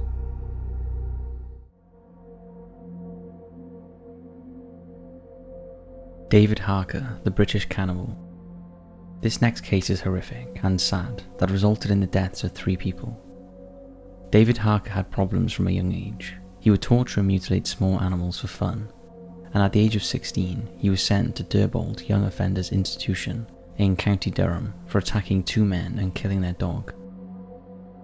After his release, he fell out with his parents, and in 1995, at the age of 23, Harker moved to Darlington in County Durham, England. In Darlington, Harker became part of the skateboard scene, and he surrounded himself with young, impressionable friends. He was known to be intelligent, caring and polite, and had no trouble charming women. Although his appearance was a little intimidating, as he had tattooed on his shaved head the words subhuman and disorder. Harker also had a darker, controlling side that came out when he was drunk, that often ended with tantrums, aggression and violence. He also had a sick obsession with serial killers and would spend hours in his flat, reading macabre books and watching grisly videos, fantasizing about his desire to become Britain's youngest serial killer.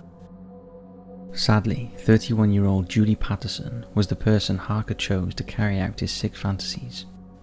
Julie was a troubled lady. She had recently lost custody of her 4 children and was battling depression, alcohol, and Valium addiction. It wasn't unusual for her to go out on benders and not return home for several days. So when she didn't come home in mid-April 1998, her partner Alan Taylor was not unduly alarmed. It was only when Julie missed crucial appointments with her children that he alerted the police. After a public appeal, police received information that Julie was last seen on April 16th in the company of David Harker. They also received a tip-off to search a secluded area, where they were shocked to find parts of Julie's dismembered body in a sack.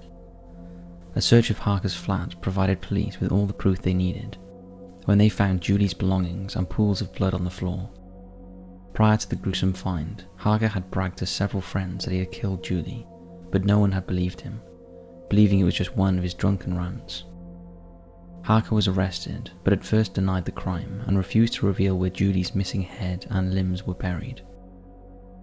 His denial prompted a massive police search, and the entire town was swept for Julie's remains. But after weeks of searching at a landfill site, the search was called off. Harker later confessed he killed Julie after meeting her in a pub and taking her back to his flat in Darlington. He then strangled her and claimed that he cut strips of flesh from her thighs, which he cooked and ate with pasta and cheese, before wiping down her body with bleach and sawing off her head and limbs. He then dumped the torso in a sack on wasteland near Darlington Football Club. Harker also claimed to have killed 2 more people, although no evidence of this claim was found. In a chilling insight into his twisted thinking, Harker told psychiatrists, "People like me don't come from those films. Them films come from people like me." On February 10, 1999, he was sentenced to life in prison after pleading guilty to manslaughter on the grounds of diminished responsibility. After being locked up, Harker began a letter-writing campaign to the press in a bid for attention, which he still periodically receives. Experts believe he uses the fact that he has never revealed where Julie's remains are as leverage to keep him in the news. In a twist to this horrific story, Julie's boyfriend Alan became obsessed with finding the rest of Julie's body and started digging holes all over Darlington. His grief caused him to turn to drink and drugs, and in 2006 he murdered his friend John Morrison by strangling him with a belt. He claimed that he wanted to be sent to the same prison as Harker in order to exact revenge on his girlfriend's killer. 3 months after being sentenced to life in prison, Alan committed suicide. To date, despite repeated attempts from her family, Julie's head and limbs have not been found, and the only man who knows where they are, it seems, is not about to give up the details.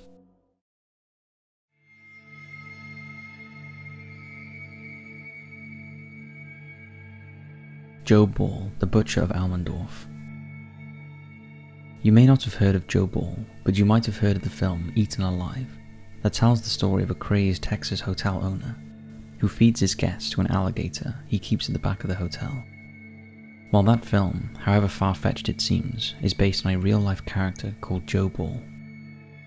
Joe Ball was born on January 7, 1896, in Elmendorf, Texas. He was the second of 8 children born to Frank and Elizabeth. At the age of 21, Joe enlisted in the First World War and was shipped off to the front lines in Europe.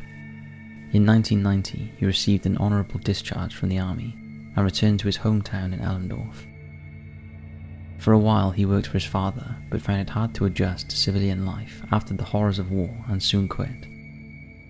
Joe then became a bootlegger, and he was so successful he even employed a helper called Clifton Wheeler, who by all accounts he treated appallingly. When Prohibition ended, there was no call for bootleggers, so Joe opened a saloon, which he named the Sociable Inn. Even though the business seemed to be doing well, Joe felt he needed a gimmick to draw in customers, and soon settled on the idea of having live alligators on the property. So he dug a hole behind the bar, filled it with water, and erected a 10-foot tall fence around it, before releasing 5 live alligators. Joe's idea was a success, and hordes of customers came in to look at his new pets. Joe made the alligators into a show, and would throw live wild animals to the alligators, as the delighted punters cheered as they devoured them. Another thing that drew in male customers was the young girls Joe hired as waitresses and bartenders. Although it didn't go unnoticed that none of them seemed to stay long. They were there one day and gone the next. In 1934, Joe met a woman named Mimi Gothard, and the couple began running the bar together. That was until Joe fell for one of his young waitresses, Dolores Buddy Goodwin. Things became even more complicated in 1937, when Joe fell for another of his workers, 22-year-old Hazel Brown. With 3 women now vying for Joe's affections, something had to give. That is when Minnie disappeared. Joe explained her absence by telling everyone she had given birth to another man's baby. A few months later, Joe married Dolores, and later told her that Minnie had not run off. He had killed her by shooting her in the head and burying her in the sand of a local beach. But Dolores didn't believe her new husband, and they never talked about it again. In January 1938, Dolores lost her left arm, and rumours started to circulate that one of Joe's alligators was responsible, although it's thought she actually had it amputated after a car crash. However, she lost it, not long after Dolores disappeared, and not long after, so did Hazel. A neighbour started to complain about the smell of rotting meat, and Joe told him to mind his own business, or he would end up as gator food. Not long after, the neighbour allegedly moved to another city. It wasn't long before relatives of the girls who had gone missing started to inquire at Joe's bar of their whereabouts. Minnie's family were particularly persistent and got the sheriff involved, and Joe became a suspect in her disappearance, although there was no firm evidence to charge him. But the list of missing employees kept growing, and locals started to suspect he had fed the missing girls to his beloved gators. when a neighbour came forward and told investigators that he had witnessed Joe cut meat off a human body and feed the pieces to alligators, things got much more serious. Investigators started to suspect the worst, and when another neighbour went to the sheriff telling him about a foul-smelling barrel Joe had left in his sister's barn, police went to arrest Joe at his bar. When they arrived at the bar, they told Joe that they were taking him in for questioning. Joe asked if he could first close down the tavern, and deputies agreed.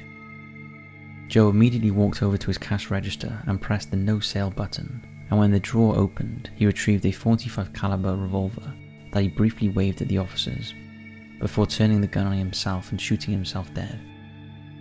After Joe's death, a thorough search of the bar revealed rotting meat around the gator pond and an axe matted with blood and hair, and they feared Joe had mutilated the missing girls and fed them to his gators. The only man who would know was Clifton Wheeler, who Joe had continued to employ.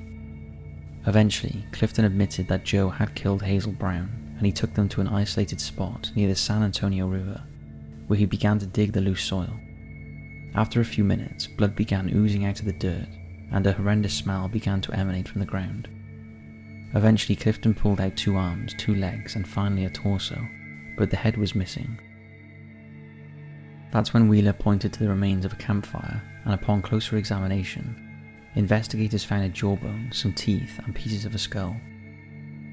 Wheeler explained that Joe had forced him to transport Hazel's body in a barrel after he killed her, in a fit of rage, and he helped Joe dismember the remains with a saw. Next, Wheeler led them to Minnie, who Joe had shot in the head after she told him she was pregnant.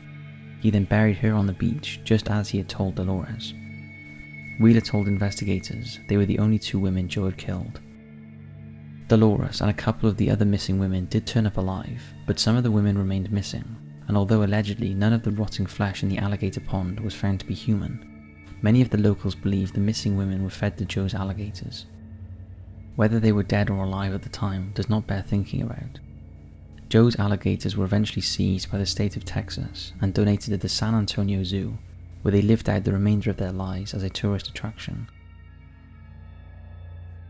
While we may never know exactly how many people Joe Bull killed, or if any of them ever ended up as gator food, his cult-like popularity lives on to this day.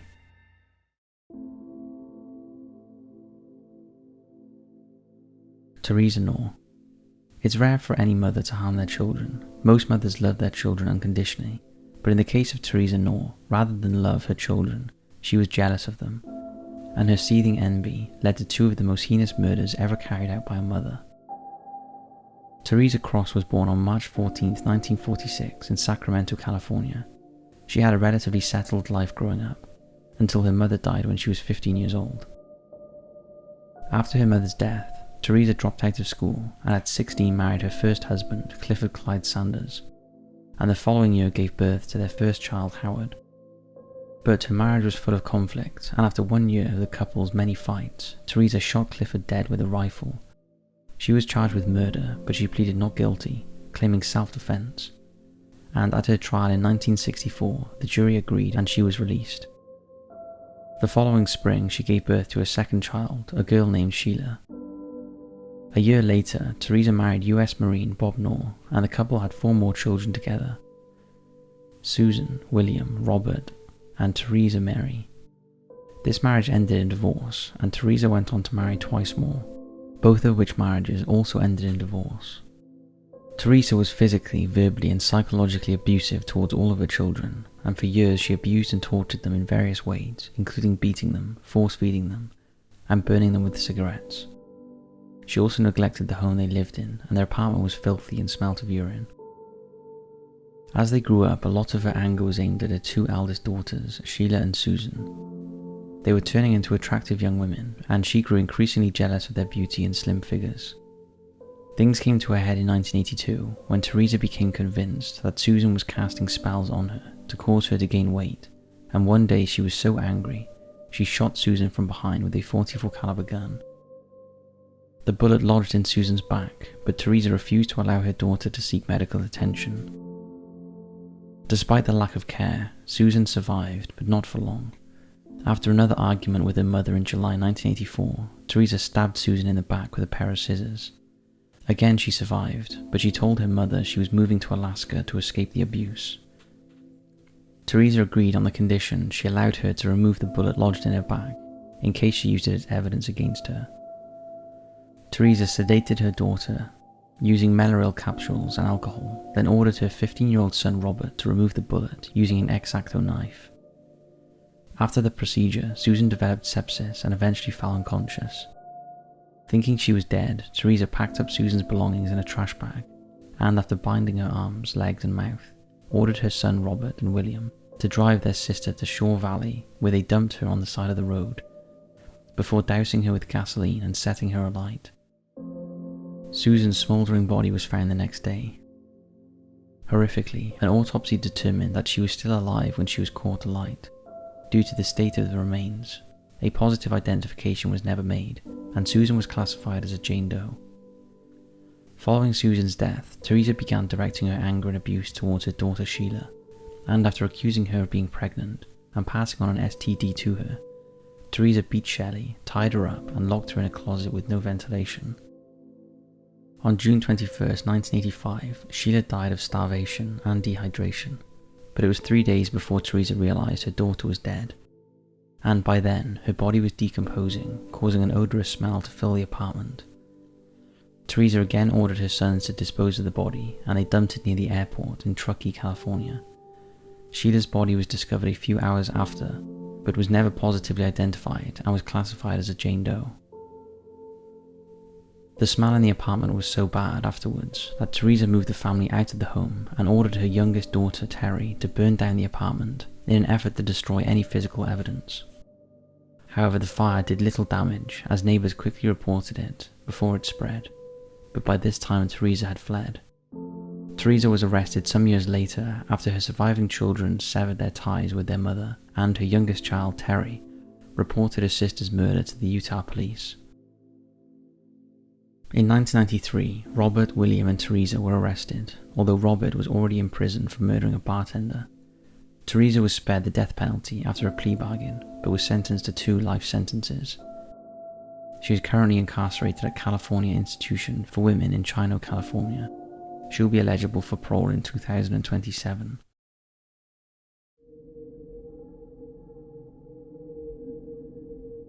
Brett Man. There can be few things more horrific than being stalked, but when the stalker is a 13-foot crocodile who has just carried off your mate, well, that is a whole new level of terror. On Sunday, December 21st, 2003, friends Ashley McGough, Brett Mann and Sean Blowers began a fun day out quad biking in the Australian outback. They left their homes at around 11:30 am and an hour later arrived at their usual racing area, southwest of Kangaroo Flats on the edge of Litchfield National Park, near Darwin, Australia. It was a place they knew well, and it was an ideal place for messing around on quad bikes. At around 4:30 p.m, after spending an enjoyable day roaring around on their bikes, they made their way down to the river to wash the mud off their clothes and boots. They noticed the river was unusually high, but thought nothing of it. Brett waded into the river a little further than the other two, when suddenly he lost his footing and the current washed him away. Realizing their friend was in trouble, Ashley and Sean swam out to help him. But there was no real panic, and when they caught up with Brett, the 3 men looked for a way back to the bank. When suddenly Ashley yelled out, "Croc, I'm not joking." Sean frantically swam to the nearest tree and Ashley followed. The 2 men then looked around for Brett, who was nowhere to be seen. They managed to pull themselves up the tree, and when they looked around, they saw a crocodile pop out of the water with Brett in its jaws. It was about 5 meters away from them, and lingered in front of them for a few minutes before swimming away with Brett in its mouth. 5 minutes later, the croc returned without Brett, and remained at the foot of the tree, bobbing up intermittently to let them know he was there. The traumatized young men dared not to move, but as it got darker, Sean tried to move higher up the tree to a safer spot. In a heart-stopping moment, he slipped and fell into the water. The terrified man managed to scramble back out before the croc resurfaced. As the night drew in and the temperature dropped, the 2 friends huddled together for warmth, hanging onto a small tree as it swayed in the wind and rain. All the while, they were unsure what the croc was doing in the water below them. When the boys didn't return home that evening, friends went to look for them. They found the boys abandoned the car and empty trailer, but there was no sign of the 3 friends. As soon as it got light, a search party was sent out, but the weather was bad and the search was difficult. Eventually, Ashley and Sean heard the shouts of a family friend. Sean shouted back, and they warned the searchers not to go into the water, as the crocodile was still beneath the tree circling them. The two were able to explain what had happened to their friend. The water in the river was rising, and the boys were cold and traumatized, stuck in a tree in the middle of a flooded river, being stalked by an angry crocodile. The only way to rescue them was by helicopter, so rescuers used a winch to get the two men out of the tree and lower them onto a marine life raft that they had dropped on a tiny island in the middle of the river, about 100 meters from the tree. After successfully being winched to the boat, the boys then had to paddle for their life to dry land, knowing the croc was still watching them, although the noise of the helicopter had made the croc back off. The rescue was successful and the two boys made a full recovery, although were deeply traumatized by the death of Brett. 4 days after the incident, searchers tried to track down the crocodile and retrieve Brett's body, but sadly they were unsuccessful. Neither the body of the 22-year-old nor any items of his clothing were ever found.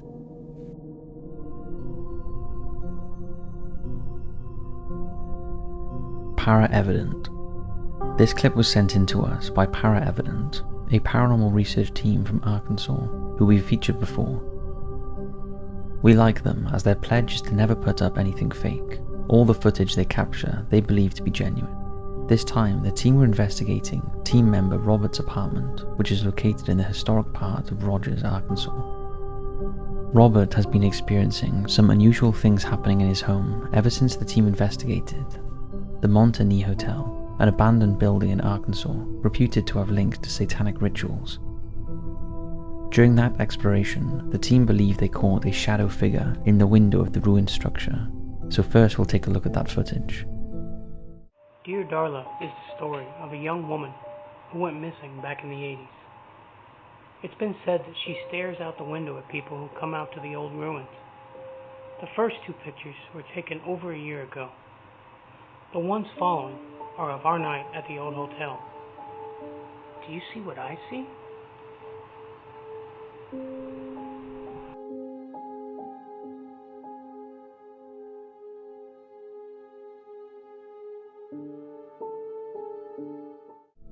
After witnessing that presence, Robert went home and experienced a series of unexplained events, and believed that something from the hotel may have manifested in his home.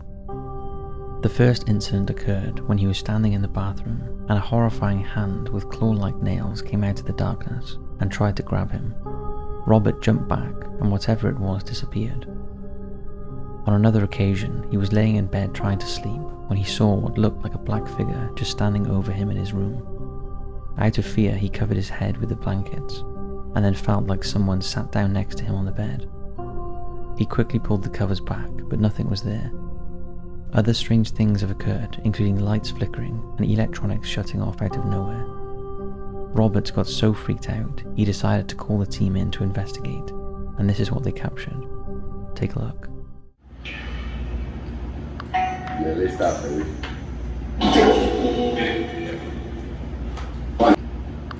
Yeah, they stopped, baby. Did you see that there was definitely something? The team have no idea who or what that was, but are convinced it's linked to the Montagny Hotel investigation and the strange activity Robert is experiencing in his apartment. What do you think? If you want to check out the Para-Evident channel, a link is in the description of this video.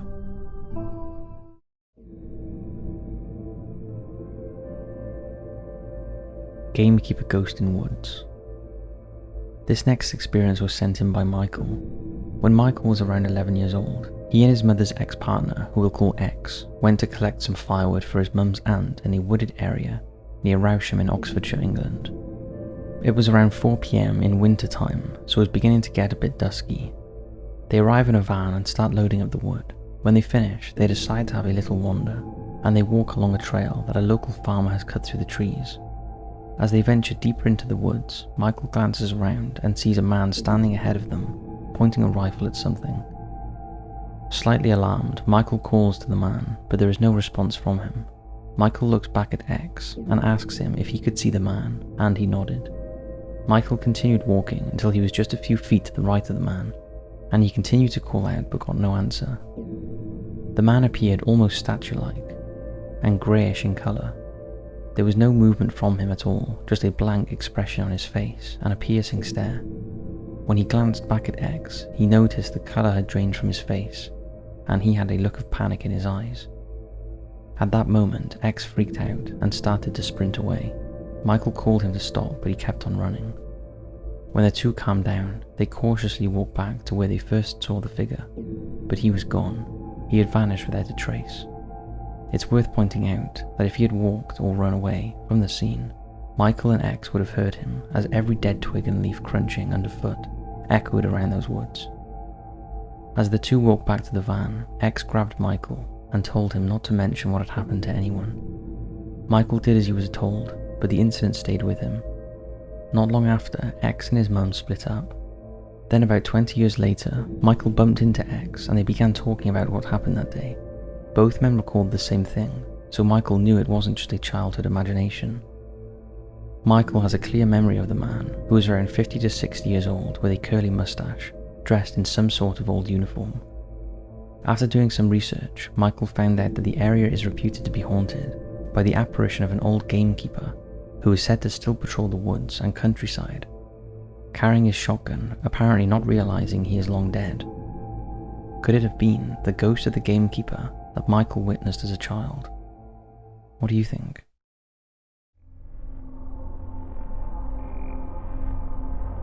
Bogdan.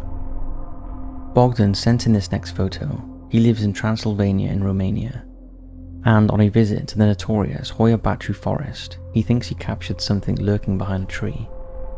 Now, we have featured Hoia Baciu forest before, as it's been labelled the world's most haunted forest.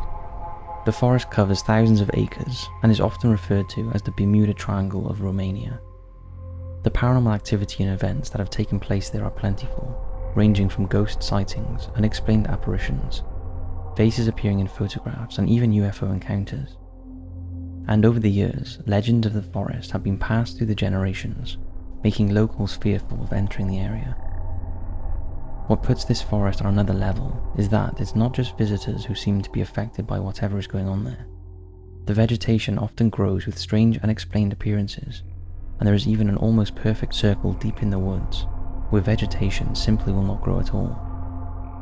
The soil has been analysed, and there is no reason why this could be happening, and many believe this circle, deep in the forest, is home to the paranormal forces that haunt the place, so it has quite a reputation.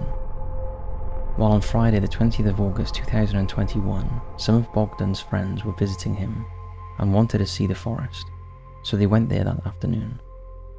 Bogdan had visited the forest before, but had never had any creepy encounters or witnessed paranormal events, except for the feeling of being watched. The friends ended up deep into the forest with the purpose of getting to the round meadow, which is the weird part of the forest where trees do not grow. On the way there and the way back, they took photographs and videos of the trees, joking around that they may capture something. The next morning, Bogdan decided to post some scenery pictures to his Instagram and wanted to include one from the forest, but when he looked through the photos, he noticed an unusual form that didn't look like a tree trunk. When he zoomed in, he got creeped out by something that looked very much like a human, only that its head and arms seemed to be transparent. Bogdan has not edited anything in the photo except for adding the red mark. Now, has he actually captured something, or is this a case of pareidolia? What do you think?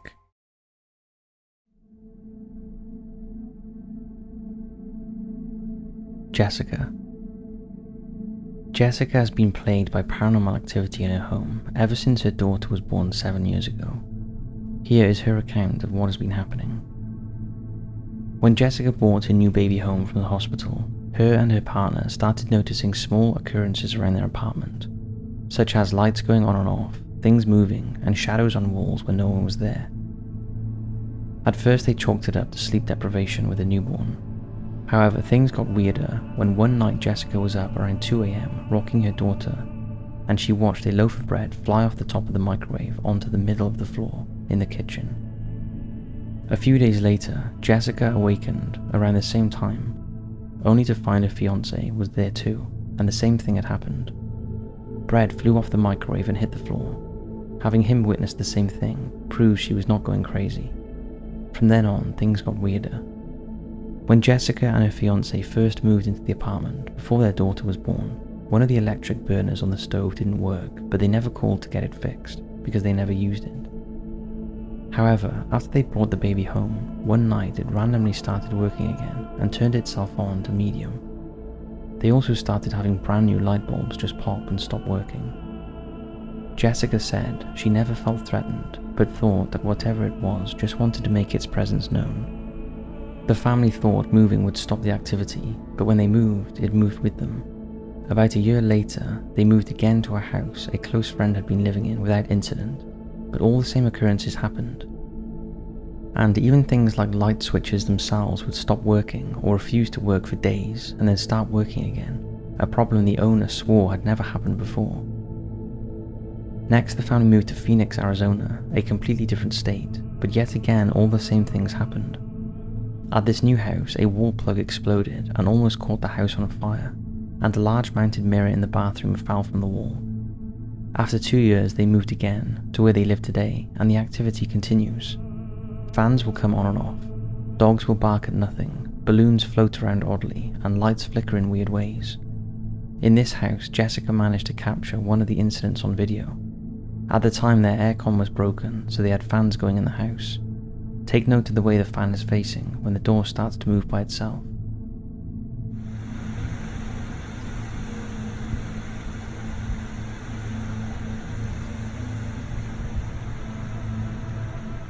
Pretty weird. Jessica and her family have no idea what has followed them since the birth of their daughter 7 years ago. They didn't have any relatives pass away close to her birth, and Jessica did some research to see if someone died around the time she was born in the hospital, and wasn't able to confirm that either. To this day, the activity persists, although it is good to know they do not feel threatened, just perplexed as to what is going on. If any of you have experienced anything similar or have any answers for the family, I'm sure they would greatly appreciate it.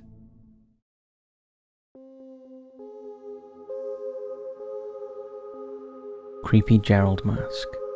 When Rob was a child, he owned a mask which he believed was haunted or otherwise sentient in some way.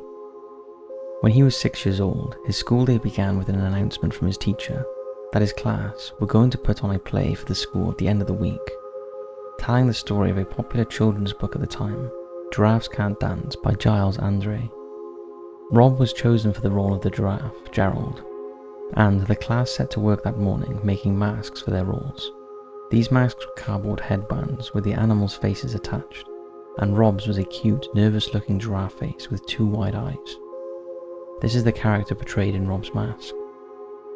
Rob loved the mask, and after the play he took it home with him and proudly displayed it on a shelf in his bedroom. That was when the mask began acting oddly. Whenever Rob was in his room, the mask would stare at him. It would actually turn on the shelf to face him and stare, and although Rob never witnessed the mask actually moving, at times he would start in the doorway looking at the mask, then take his eyes off it and cross the room, only to look back and see it again, having physically rotated to face him. The staring could have easily been chalked up to a small child's wild imagination. That wasn't until Rob experienced an event so vivid that he knew for certain he didn't imagine it. One day, Rob crossed the landing from his bedroom to the bathroom, leaving his bedroom door open. The shelf with Gerald on was perpendicular to the door, so if the doorway faced north, the shelf faced west. As he turned to close the bathroom door, there was Gerald. The mask had actually fallen askew on the shelf, snagging on an item so it wouldn't fall, and was looking right at him. Not long after, the house would undergo renovations, and Rob moved bedrooms to the larger room next door. During the moving process, Rob asked his parents to put a few things in the attic, the hatch for which was in his new bedroom. Gerald the mask was one of these things. Years later, Rob was asked to go up into the attic to fetch the Christmas tree. He'd forgotten all about Gerald, so he went up without a care. However, he got the shock of his life when he turned on the attic light, and there was Gerald sitting on top of a pile of boxes, staring at him once again. That was the last time Rob saw Gerald, and since then he moved 3 times and believes Gerald has got lost in the process. Rob is a grown man now, but often wonders about Gerald. He is a skeptic, but cannot dismiss what happened. All he hopes is that he never encounters Gerald again. Now, we'd love to hear if any of you have had any creepy memories from your childhood, from seemingly haunted objects.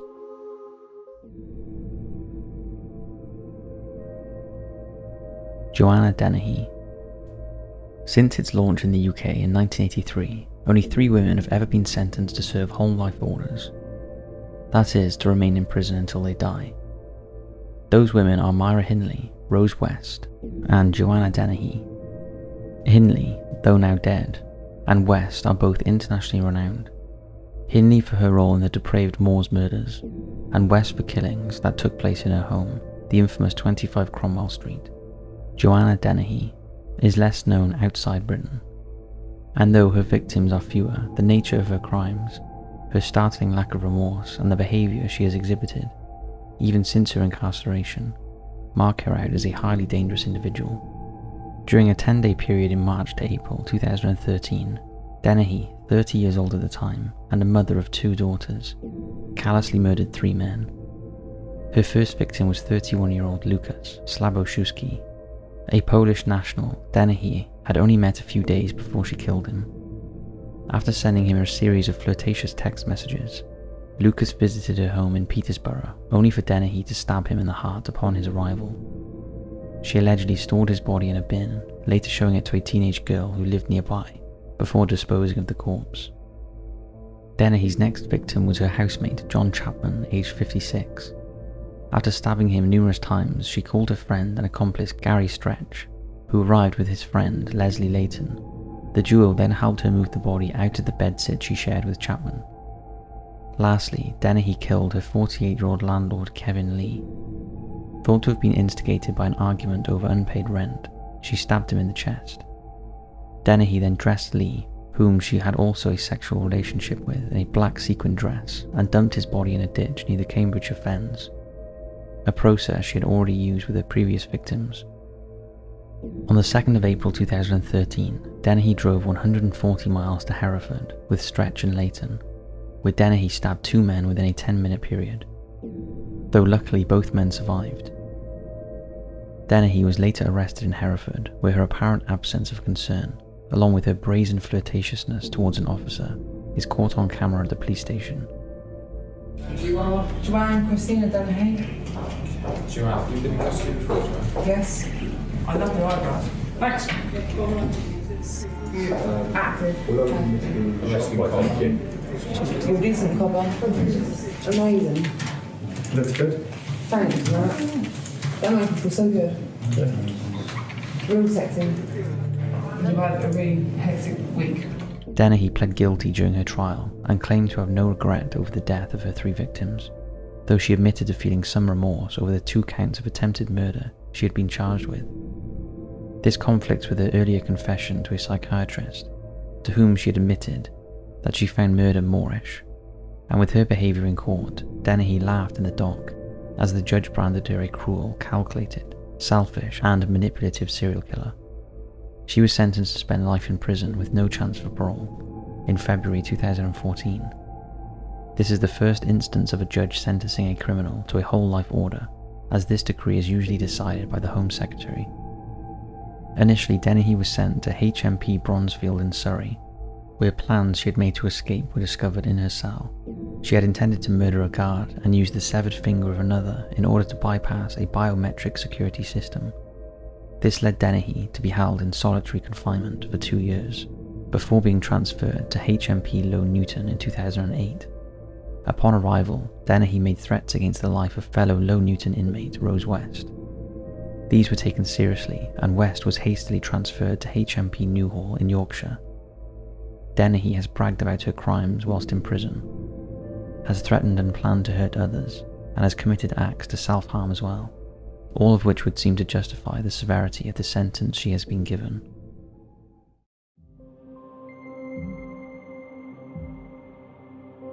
Ramzi Youssef. Imprisoned in the maximum security facility ADX Florence, Ramzi Youssef has carried out and planned some of the most ambitious terrorist attacks to be uncovered. He is also the nephew of Khalid Sheikh Mohammed, the suspected main strategist behind the 2001 attack on the World Trade Center. Chillingly, Youssef orchestrated an assault which foreshadowed his uncle's later, more devastating plot. Born in Kuwait in 1968, Youssef travelled to the UK to study and improve his English language skills. After completing a degree in electrical engineering at Swansea University in Wales, Yousef returned to his home country, but left again after the 1990 invasion of Iraq. It is at this point he became involved in terrorist activity, and he spent time in both Afghanistan and Pakistan, learning how to construct bombs. He also established contacts in the Philippines with the jihadist group Abu Sayyaf before travelling to the USA in 1992.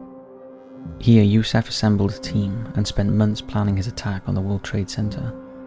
On the 26th of February 1993, Yousef and his fellow terrorists placed a 1,500-pound bomb in a rental van and detonated it in a garage underneath the World Trade Center. This resulted in the deaths of 6 people and left over 1,000 injured. Though his associates were caught, Yousef escaped to Pakistan. Despite initially laying low, Yousef went on to plot the assassination of the Pakistani Prime Minister, Benazir Bhutto, a few months later. It's claimed that Yousef made multiple attempts on Bhutto's life, which were aborted due to a detonator exploding in his face, leading his accomplices to rush him to hospital, and another failing due to the gun Yousef planned to use not coming into his possession in time. Again, Yousef evaded capture and went into hiding. From 1994, Yousef scaled up his level of involvement in terror-related activity, though thankfully not all of his operations were successful. He was part of an attempt to bomb the Israeli embassy in Bangkok in early 1994, a plan that only failed due to the van carrying the bombs crashing into a motorcyclist, which resulted in the driver fleeing and abandoning the vehicle. Later that year, he was responsible for the bombing of Shiite in Iran, which resulted in the death of 26 people. In December 1994, he planted a bomb on Philippine Airlines Flight 434, travelling from Manila to Tokyo. Yousef travelled under an assumed name, assembled the bomb on board and planted it under a seat. He later disembarked and the bomb detonated mid-air, killing 1 man and injuring at least 20 more. As the bomb had been planted far away enough from the fuel tank, a larger, more lethal explosion was averted, and the plane managed to make a successful emergency landing. Yousef returned to Manila, where he continued to make explosive devices. This led to the outbreak of a fire in his apartment, which he fled, leaving evidence of his activities in his wake.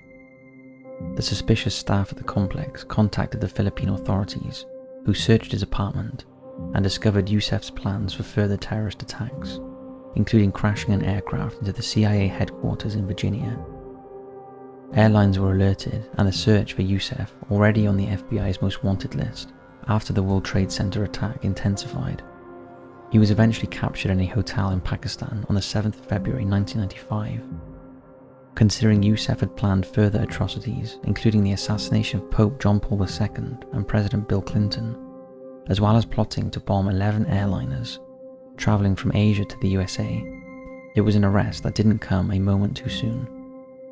Yousef was sent to the United States to stand trial for his crimes and was found guilty of bombing the World Trade Center and for planning to carry out further acts of terrorism.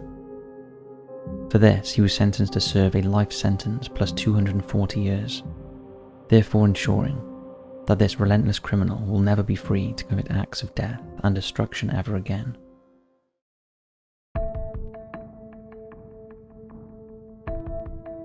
Niels Hogel. Much like Beverly Ollett, the English nurse who was sentenced to life imprisonment for the murder of 4 children and the attempted murder of others under her care, so too is Niels Hogel considered an angel of death killer, but one whose numbers of victims has far surpassed Ollett's and seems to be continually rising. An angel of death killer is one that fulfills the role of a caregiver, and the rationale behind murdering their victims generally falls under one of 3 reasons. It can be in the guise of mercy. The individual may genuinely believe that by killing their patients they are releasing them from suffering, whether this is true or not. It may be due to a sadistic desire to exert the power of life or death over their victim, or it could be because the perpetrator falls under the description of a malignant hero. That is, they wish to be seen to make an attempt to save their victim, earning them praise and attention, despite knowing their efforts may be futile. Niels Hogel is known to fall under this latter category. Born in 1976, Hogel began a career in nursing in 1999 and worked at 2 hospitals in northern Germany until 2005. It was at this point that a colleague working alongside Hogel in a facility in the city of Delmenhorst caught him injecting a patient with an unprescribed dose of agmeline, a drug used for treating the cardiac condition Brugada syndrome. Hogel was promptly arrested and at his trial in 2008 was found guilty of attempted murder and was subsequently sentenced to 7 years in prison. However, after the relative of another one of his deceased patients claimed to believe that Hogel may have been behind the death of their loved one, police launched a fresh investigation into his work history. They discovered that Hogel was dubbed the Lifesaver Rambo, as he was known to push colleagues out of the way in order to try and resuscitate a patient. The authorities also discovered that when Hogel was working, patient deaths and attempted resuscitations doubled in number. A trial that began in 2014 saw Hogel convicted of 2 counts of murder and 2 attempted murders, although he dramatically confessed to killing 30 people. Since then, this number has risen steadily, and many patients that died at the 2 hospitals during Hogel's employment have been exhumed in order to detect the presence of agmeline. In 52 cases, Hogel has claimed he simply cannot recall if he was responsible for the patient's death or not. The true death toll attributed to Hogel is shockingly thought to stand anywhere between 200 and 300, giving the dubious honour of being Germany's worst ever peacetime serial killer. Hogel is currently undergoing a 3rd trial for his crimes. He has publicly apologised for his horrific acts, and this no doubt offers little comfort to the heartbroken families of his victims, and to relatives of those who died under his care, who may never know if Hogel murdered their family member or not. He has been sentenced to life imprisonment, currently for the deaths of 85 people.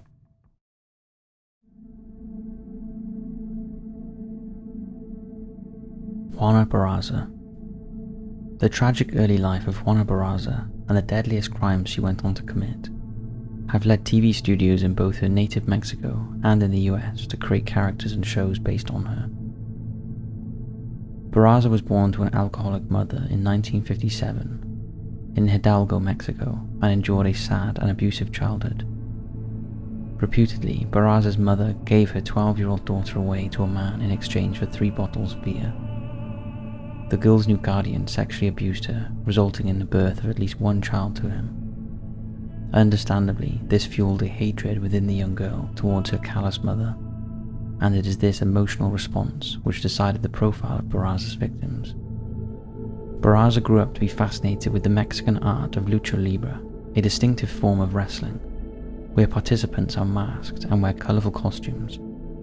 A stocky woman, Barraza sometimes performed in amateur wrestling events under the stage name of La Dama del Silencio, or the Lady of Silence, whilst supplementing her income, which by now had to cover the cost of caring for her 4 children, by working as a popcorn seller at wrestling matches. Barraza, however, developed another persona, one which led her to become known as the Old Lady Killer. Barraza's crime spree started in Mexico City in the late 1990s, and she had 2 specific methods for selecting her victims. She targeted elderly, lone women, sometimes approaching them outside and offering to help them home with their shopping, or to assist them with their housework.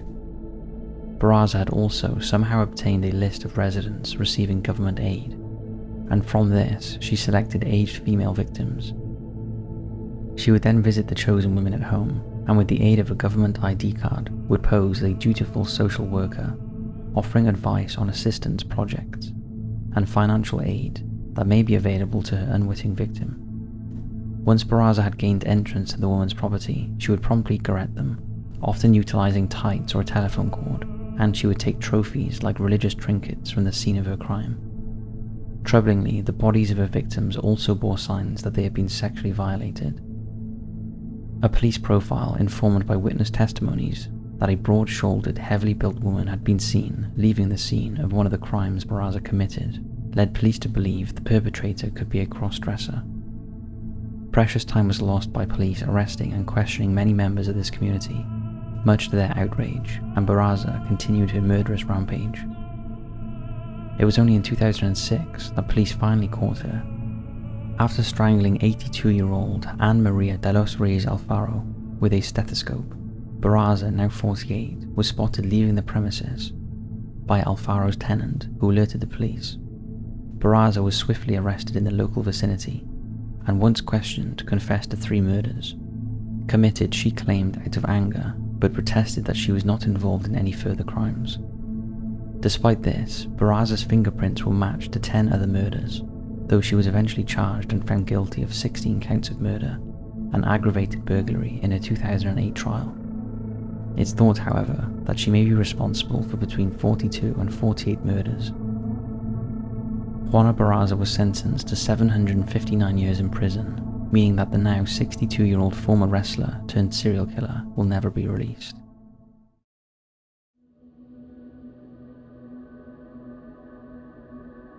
Mikhail Popkov.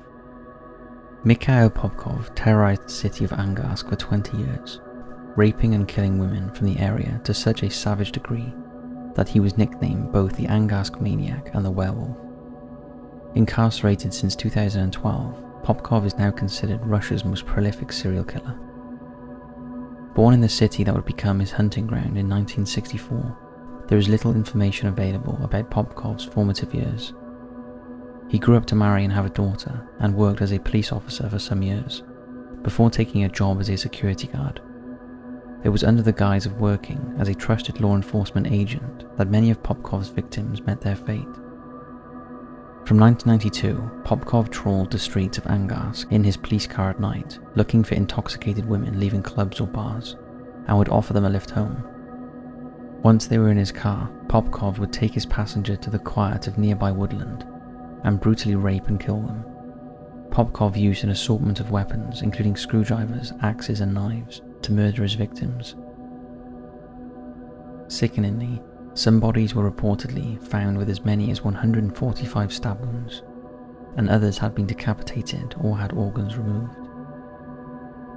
Amazingly, one of the 2 victims to survive being attacked by Popkov, a young woman, managed to positively identify him in 1998. After telling officers that it was a policeman who had assaulted her, the 17-year-old confirmed that Popkov was her assailant. After questioning officers, showed her a photograph of him. However, Popkov's wife, disbelieving that her husband was capable of such a crime, provided him with a false alibi, the authorities believing their employee to be innocent, therefore disregarded her claims. This enabled Popkov to remain at large for a further 14 years. Eventually, police narrowed their field of suspects after discovering the car tracks from a Lada Niva, an off-road vehicle commonly used by the Russian police, were found at several of the crime scenes. The police took DNA samples from 230,000 Angarsk residents, including 3,500 officers, and compared them to DNA evidence found on the victims. This led to Popkov's arrest in 2012. Finally, the women of Angarsk were safe. In 2015, Popkov was convicted for 22 counts of murder and 2 counts of attempted murder. However, 3 years later, he admitted to yet another 59 murders, including that of one fellow policeman. Due to insufficient evidence for 3 of the murders, Popkov was given an additional life sentence for 56 further killings, though his final victim tally is thought to be anywhere between 78 and 84. Popkov has explained his actions were motivated by a desire to clean the streets of Siberian cities of immoral women. He had spared women to whom he had offered a lift, but who had declined, deeming them as moral. He often helped them home and carried their shopping into their house, before leaving them unharmed. Troublingly, unrepentant, he will live out the rest of his life in the maximum Black Dolphin prison, located near the border of Kazakhstan.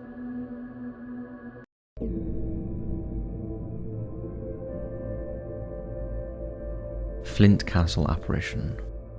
Flint Castle in North Wales is the earliest and most unusual of Wales's English-built castles. Building began on the castle in 1277 by order of King Edward I. Its unique design incorporates a solitary round donjon tower, isolated from the rest of the inner ward, that is surrounded by its own moat and accessed via a drawbridge, so is essentially a castle within a castle. Its unusual design was the first of Edward I's iron ring of fortresses he built across North Wales to subdue the Welsh.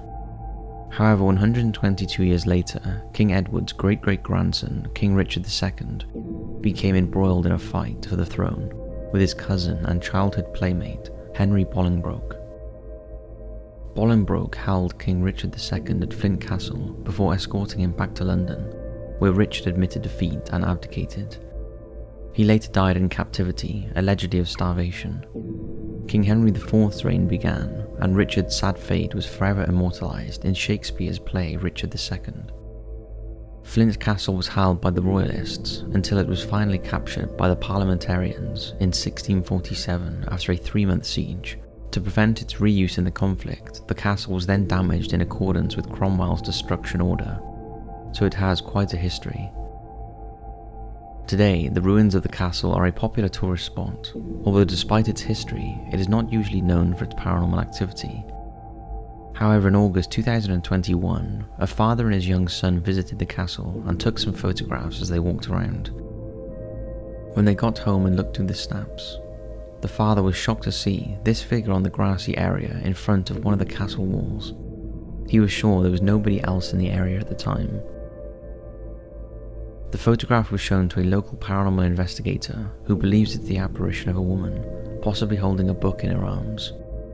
The investigator has visited the castle herself, and although she has never captured anything on camera, believes there is some kind of energy there. What do you think?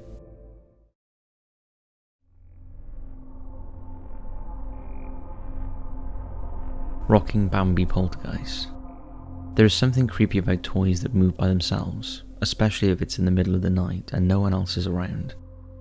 This next footage was caught on CCTV in 2017 at Barnsley Antique Centre, South Yorkshire in the UK. The shop owner arrived one morning to see an old Bambi rocking toy he had on a showroom shelf had mysteriously moved, and he found the 1960s toy crashed on the shop floor. As nothing else in the shop had been touched, he was curious to see what had caused it to fall, and quickly rewound one of the store's 24-hour CCTV cameras. This is what he discovered.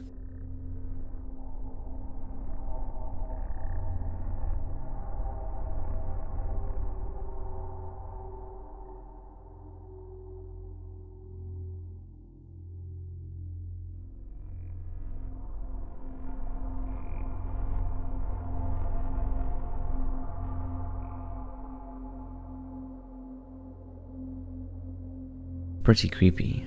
Apparently it's not the first time the shop has been plagued by unexplained events. Customers have complained of hearing voices whispering in their ears as they browse around, and on one occasion a cabinet exploded for no reason. The shop owner also told of a particularly creepy incident involving his 11-year-old daughter, who ran screaming from the shop basement, claiming that something down there tried to grab her. The location of the shop may have something to do with the activity, as back in the 18th century it was the site of an old mill, and apparently the mill owner hung himself in the spot where the rocking Bambi was found. The shop also once sold baby clothes, and some believe that it may be the ghost of a child or children who used to visit the shop that are responsible for the strange occurrences. What do you make of it?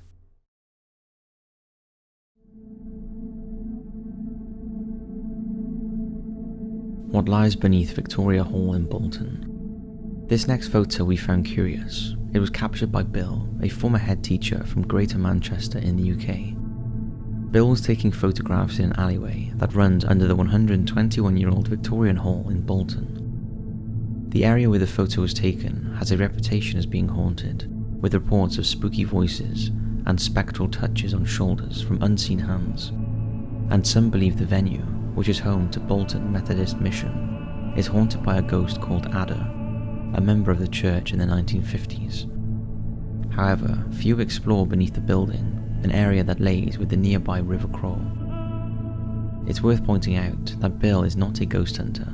He just took a few photographs of the alleyway and shared them on his Facebook, as he thought the locals might find them interesting. And that is when he got inundated with people asking about the ghostly presence in the window that he hadn't noticed. Take a look. Some believe it was a ghostly childlike figure, possibly a young boy in Victorian clothing. What do you think? Is this a case of pareidolia, or is there something here?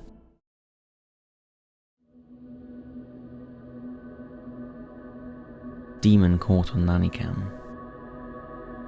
a grandmother from Las Vegas, Nevada set up a motion-activated camera in the children's room at her son Ryan's house after he reported his 2-year-old daughter Amber had been heard pleading "go away" to an unseen person during the night. But when she checked the footage from the room a few days later, she was horrified when she saw this terrifying image of a demonic-looking figure standing inches away from Amber and her 7-month-old brother Michael. At the time, everybody in the house was asleep, so it couldn't have been anyone of the family who had entered the room, and it bore no resemblance to them anyway. The grandmother was convinced whatever it was had demonic features, and she tried to rid her son's home of the evil presence by burning oils, but claims when she did so, the cabinets and curtains opened and closed, and music began to play by itself. It's not the first time something strange had shown up on the security camera. Previously, orbs had been seen flying around the same room. The family was so freaked out by the figure, they have now moved the children out of that room. There doesn't seem to be any history to the house, that is only about 20 years old, but the family are concerned that there is a dark presence in the home. Some have suggested it's the spirit of a dead relative coming to visit the new additions to the family, and that such apparitions are a common occurrence. What do you think?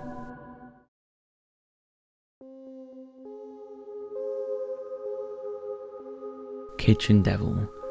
In 2020, Reddit user UOopySpoopyMan posted an image to Reddit with a caption, "After hearing taps and noises from my kitchen, I took a photo and see this." Initially, users couldn't really see the problem, but when they zoomed in, they could see this. The chilling looking face poking around the corner is not known to the man who lives in the apartment with his 3 friends who were out at the time. The image garnered more than 1,000 comments on Reddit, with most agreeing if it was genuine it was terrifying. The man responded saying he wished it was fake, but not everyone was convinced, and some argued it looked like a mask or someone standing behind the door. Some believed the image had been edited. In an update to the post, the man thanked everyone for their concern and said he had decided to move out of the flat and stay with his parents for a while. Now, it's hard to tell if this is a prank or a genuine photograph and experience. What do you think?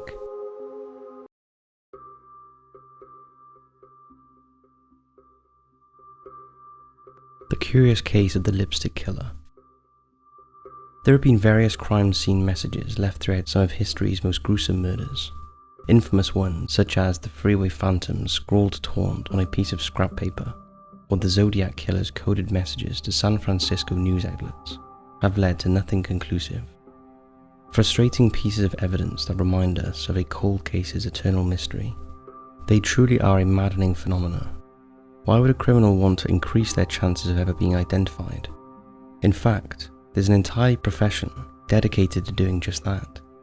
Analysing handwriting to hopefully rid the world of at least a few more criminals who can't keep their thoughts to themselves.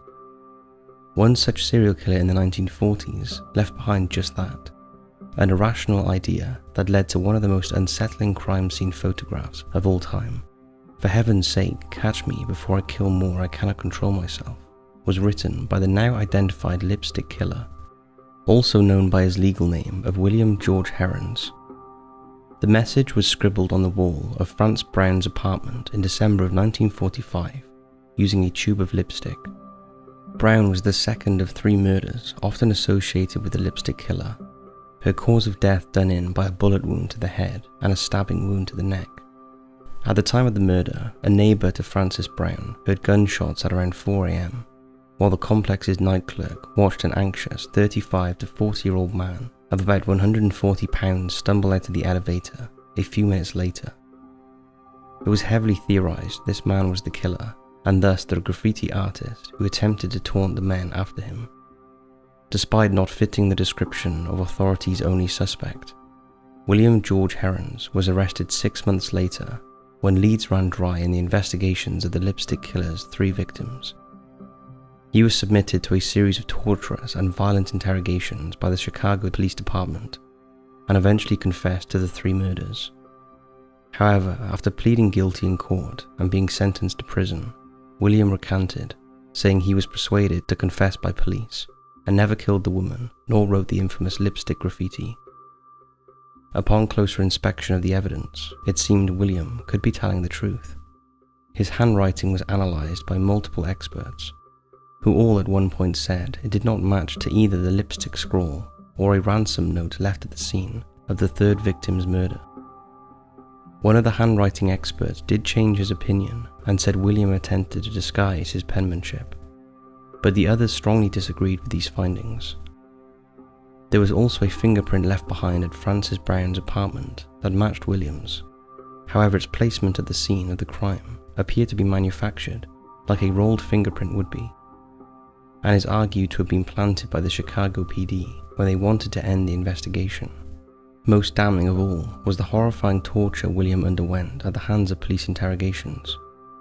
A key piece to William's later testimony, despite all of the signs that William was set up, he remained in prison, and clemency was never granted, and the lipstick killer case file was closed for good.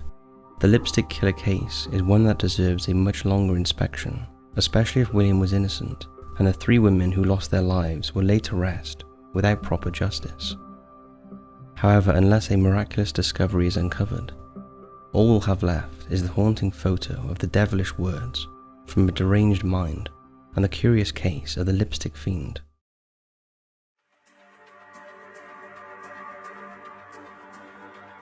To catch a thief. On Good Friday in April of 2016, police in Capel, Surrey released footage from a National Police Air Service manhunt, depicting what at first seemed like a pretty unsettling scene. Take a look. 1-5 are going to take the air. They're now splitting, trying to create their own luck.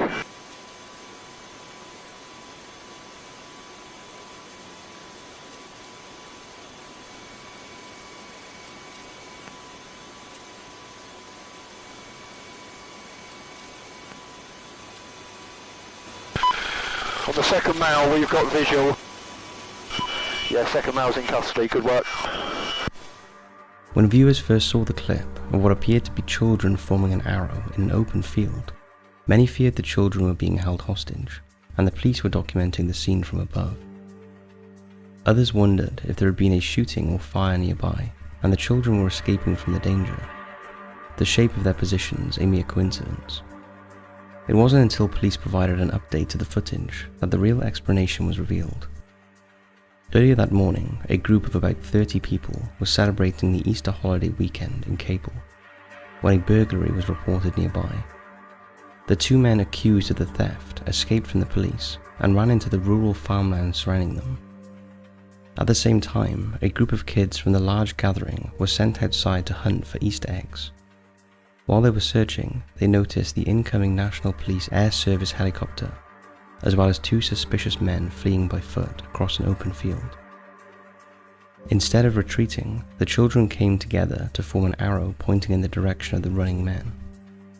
The NPAS pilot noticed the ordeal, and the cameraman recorded their bravery. Eventually, the police found the 2 burglars and sent out a few ground troopers who arrested them successfully.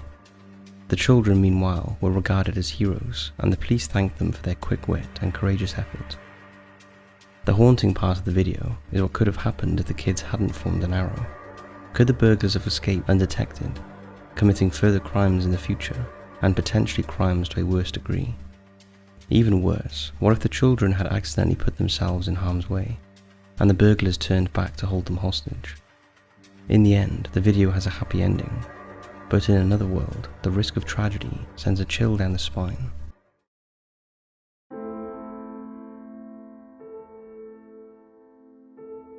Prelude to an assassination.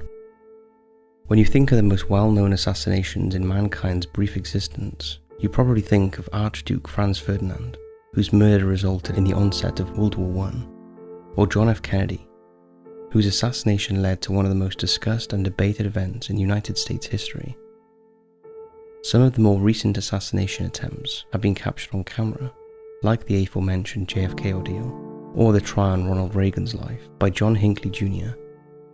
Even the assassination of Lee Harvey Oswald by Jack Ruby was photographed in real time, the closest artifact we have in comparison to the next photo, a prelude to an assassination attempt. Reynaldo Dagsa was born circa 1975 in Manila, Philippines, and grew up with the aspirations to become a politician. After a successful short stint as an army corporal, Ronaldo entered the realm of elected office when he became a councilman for the Barangay 35 district in Mapajo, Calcucan, along with his councilman duties. Ronaldo also contributed to the Barangay Peacekeeping Action Team, a police force on the ground meant to keep the peace on basic levels across the city. On New Year's Day in 2011, Ronaldo was out with his family on the streets of Calcucan when he decided to take a group photo with the camera he always carried with him on holidays and other special events. When he stood back to take the first photo, however, he never suspected he'd documented the man that was about to take his life. On the left side of the respective photo, you can see a man who at first appears to be holding up some sort of light, like a cigarette lighter flicked open. However, upon closer inspection, it becomes obvious the man is holding a handgun, pointing directly at the camera. This man fired mere seconds after the shutter snapped the picture and ran off, along with 2 lookouts who were standing nearby. Police quickly arrived on the scene, but by the time Ronaldo was transported to the nearby hospital, he was pronounced dead due to gunshot wounds to the head. The only positive spin to the photograph was that police obtained the closest thing they could get to a mugshot once they developed the film inside and caught a glimpse of the assassin's profile. 2 days later, on January 3rd, 2 of the killer's lookouts were arrested, followed by the killer himself, a man by the name of Arnal Buenaflor, on January 7th. The theory as to why these men targeted Ronaldo is still debated to this day, but many believe it was retaliation for a shootout Ronaldo engaged in a few months prior as part of his Barangay Peacekeeping Action Team duties. Nevertheless, the assassination's recording is one of the most terrifying photos ever taken. The innocent grin of Ronaldo's family, juxtaposed with the killer's eyes looking down the sight with malice, is something out of a nightmare, and is truly gut-wrenching to think that these family members were living their final moments with Ronaldo alive.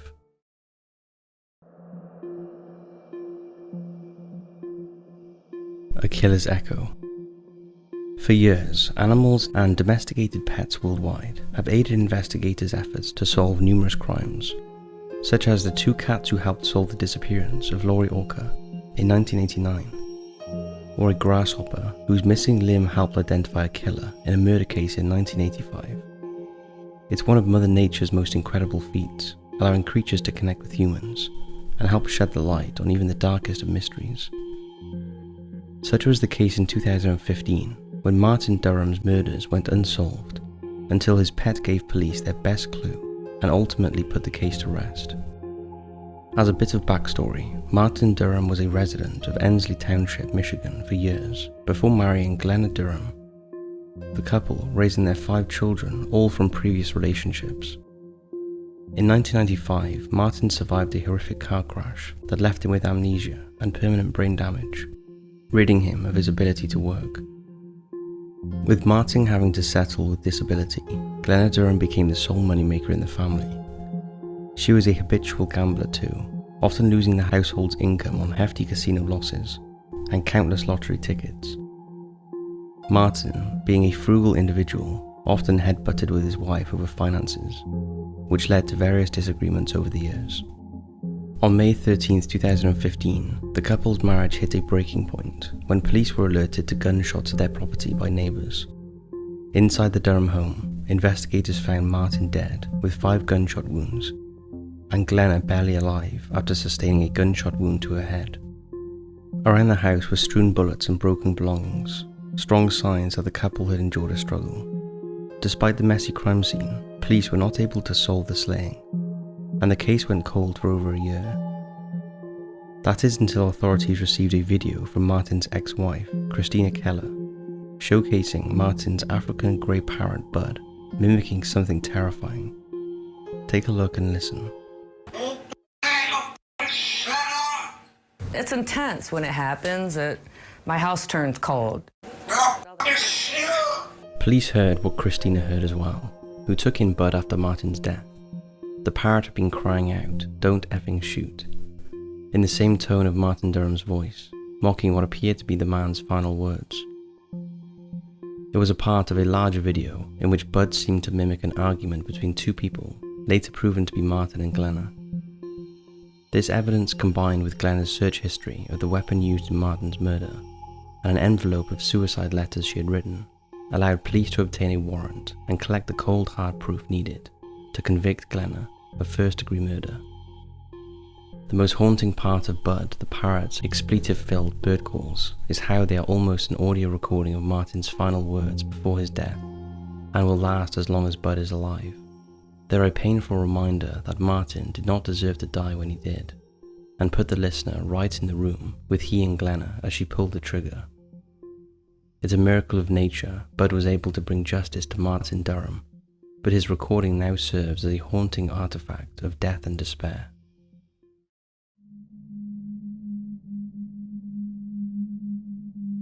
The ironic laughter. One of the peculiar things about photos is their ability to convey emotion, both with or without context. The second you lay eyes on an image, your brain tells you how to feel or how to react depending on what you see. It's only until you learn exactly what is happening in a photo you can channel a more organic decision on what's at stake and how that photo will appear to you for the rest of your life. Without context, pictures that appear dark or melancholy may actually be full of happiness and optimism. Other images that display joy and serenity may in fact withhold pain or despair behind the scenes. Like the old adage goes, you shouldn't judge a book by its cover, nor should one trust a photo until the entire story is heard. Such advice is necessary, more so for the following photo than maybe more than any other in history. This particular image comes from a camera in 1944 that captured what originally appeared to be a retreat of sorts. A group of mostly women enjoying a hearty breakfast as they relaxed on a wooden overlook above a forested enclave. There's a man to the right playing an accordion, and another one stretched out on a beach chair in the bottom of a frame. All signals point to innocence and escape, like college students celebrating Oktoberfest or giggling at the Freedom of Summer Camp.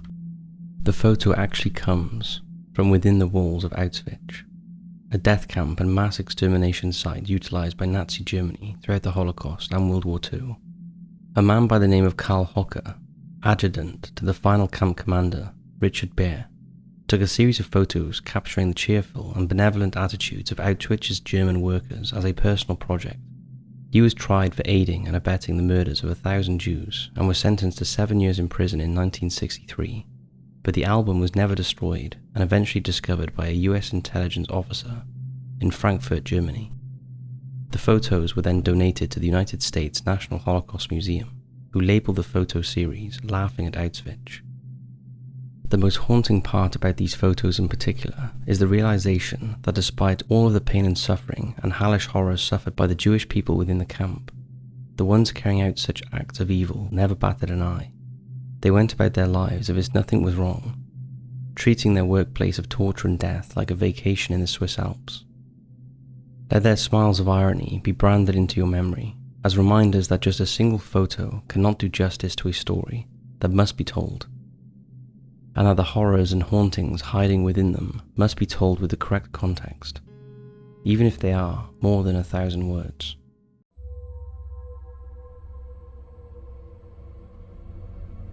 Unexpected visitors. On August 8, 2019, Joey Nolan and his wife from Long Island were on a night out when they remotely logged into their home video feed to check in on their cat, who had been unwell. The cat was fine and sitting quietly, but the couple was shocked when they spotted what looked like the misty outline of a human walking through to their kitchen, closely followed by what looked like a pet dog. Take a look.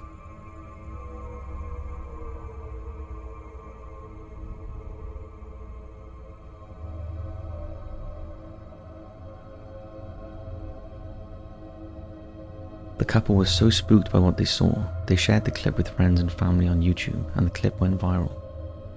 To add to the eeriness, just weeks earlier, the couple claimed they both had the exact same dream about a dog. Initially they tried to brush off the incident as coincidence, thinking the anomaly on the recording might be cobwebs, flies or dust, the usual things that show up on security cameras. But after viewing the footage several times, the way the spectres move has convinced them they had ghostly visitors. The pet in particular moves and looks exactly like a dog. Take a closer look.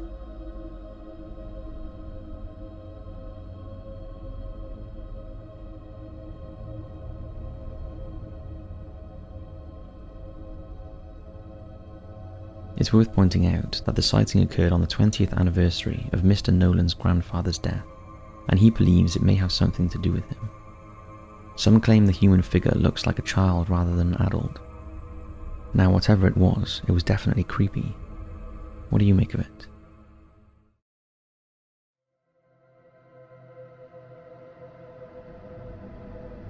Stroked by unseen hands.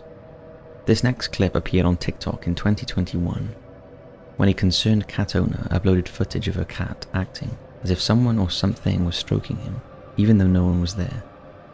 The cat is clearly distracted by something that cannot be seen by the human eye, and starts excitedly meowing before making a squeaking sound and nudging his head into the air, like cats do when they are expecting to be stroked. He then moves his body like he is being stroked by an unseen force. Take a look.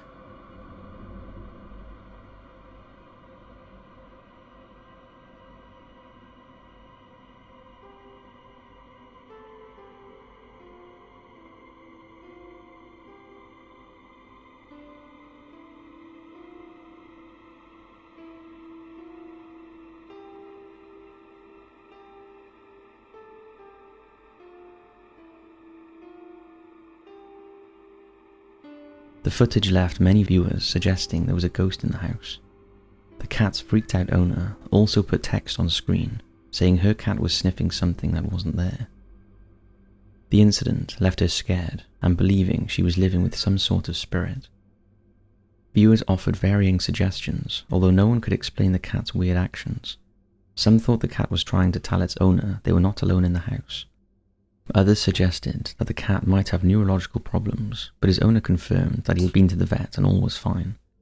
She also said it wasn't the first time he had acted weird, but it was only in that particular room. Could it be that he could see what we would all like to? A ghost.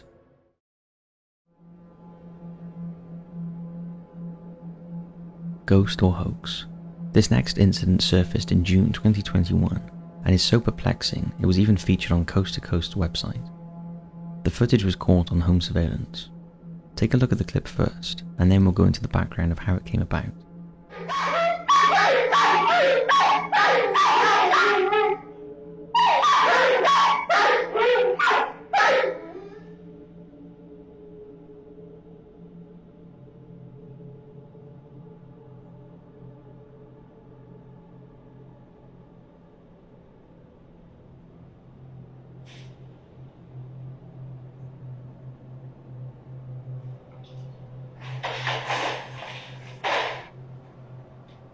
Pretty nasty. It was originally uploaded to TikTok by the dog's owner, Tara. Prior to this clip, most of her videos were day-to-day goofy stuff of her life and her dogs that garnered moderate views. Although in a change of direction, she started putting videos of inexplicable incidents happening in her house.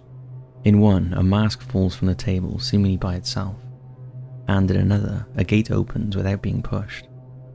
After the strange removal of her dog's collar video was uploaded, it went viral, and at the time of recording this, it has over 17 million views. The clip left many confused about what was going on. Either it was the real thing, or there was a ghost in the house, and the dogs fell silent when they felt the energy shift in the room, or it's an elaborate hoax. We know the clip has done the rounds on the internet, and from what we can see, Tara has got a lot of unpleasant comments on her TikTok about it, and has now disabled the comment feature. It definitely splits opinion, and we'd love to know your thoughts on it.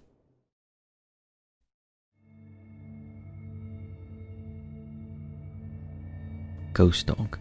This next video is fairly recent and has caused a lot of debate on social media, with some claiming it's a hoax, while others believe it really is a ghost dog. First we'll look at the story behind the clip, and then let you make up your minds about what has been captured.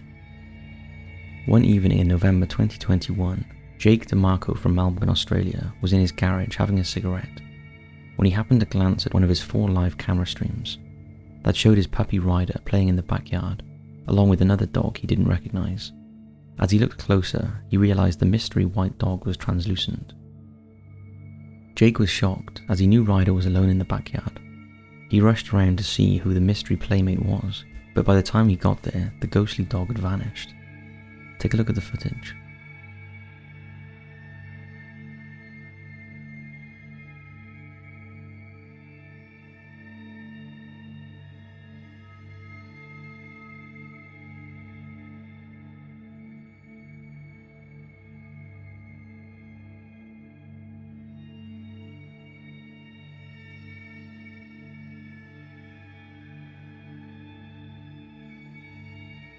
Jake insists the backyard is fully secured with a high fence and locked gate, and there is no way a stray dog could get in.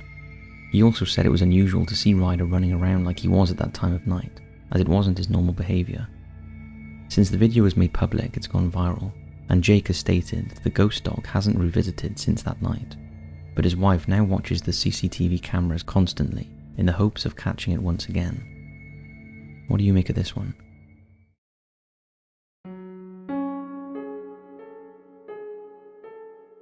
Did the cat see a ghost? This video was uploaded in 2020 by Happy Fox Productions YouTube channel. It was a bit off script for the channel that normally focuses on filmmaking. It was December 2019 when the channel's creator and his mum were on vacation for a couple of days, and they left their 2 cats home alone with a friend checking in on them every morning. When they arrived back from their vacation, they noticed their cat seemed quite disturbed and unusually aggressive, and they found a few books on the floor and some thick clumps of cat hair spread throughout the hallway, as if the cats had been fighting, something they never do. Curious to see what had gone on, they decided to have a look at the house security footage to see if anything had happened whilst they were away, and this is what they found.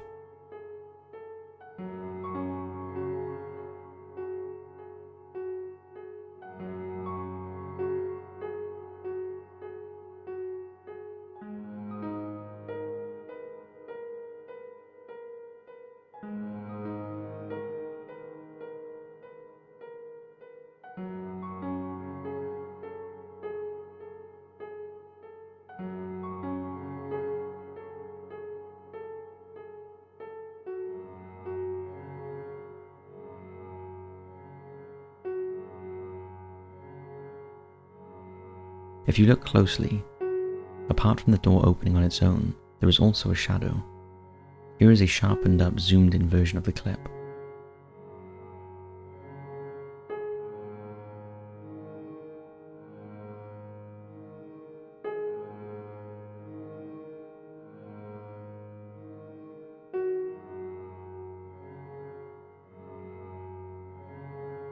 The cats, Daisy on the bed and Calvin by the door, definitely saw something. But what? The other strange thing was that after the incident filmed on the 18th of December 2018, the camera in that room got stuck facing the wall and did not record any further footage. To date, the video has had nearly 2 million views, and the channel owner has asked for it to be shared to see if anyone has any explanations. So what's yours?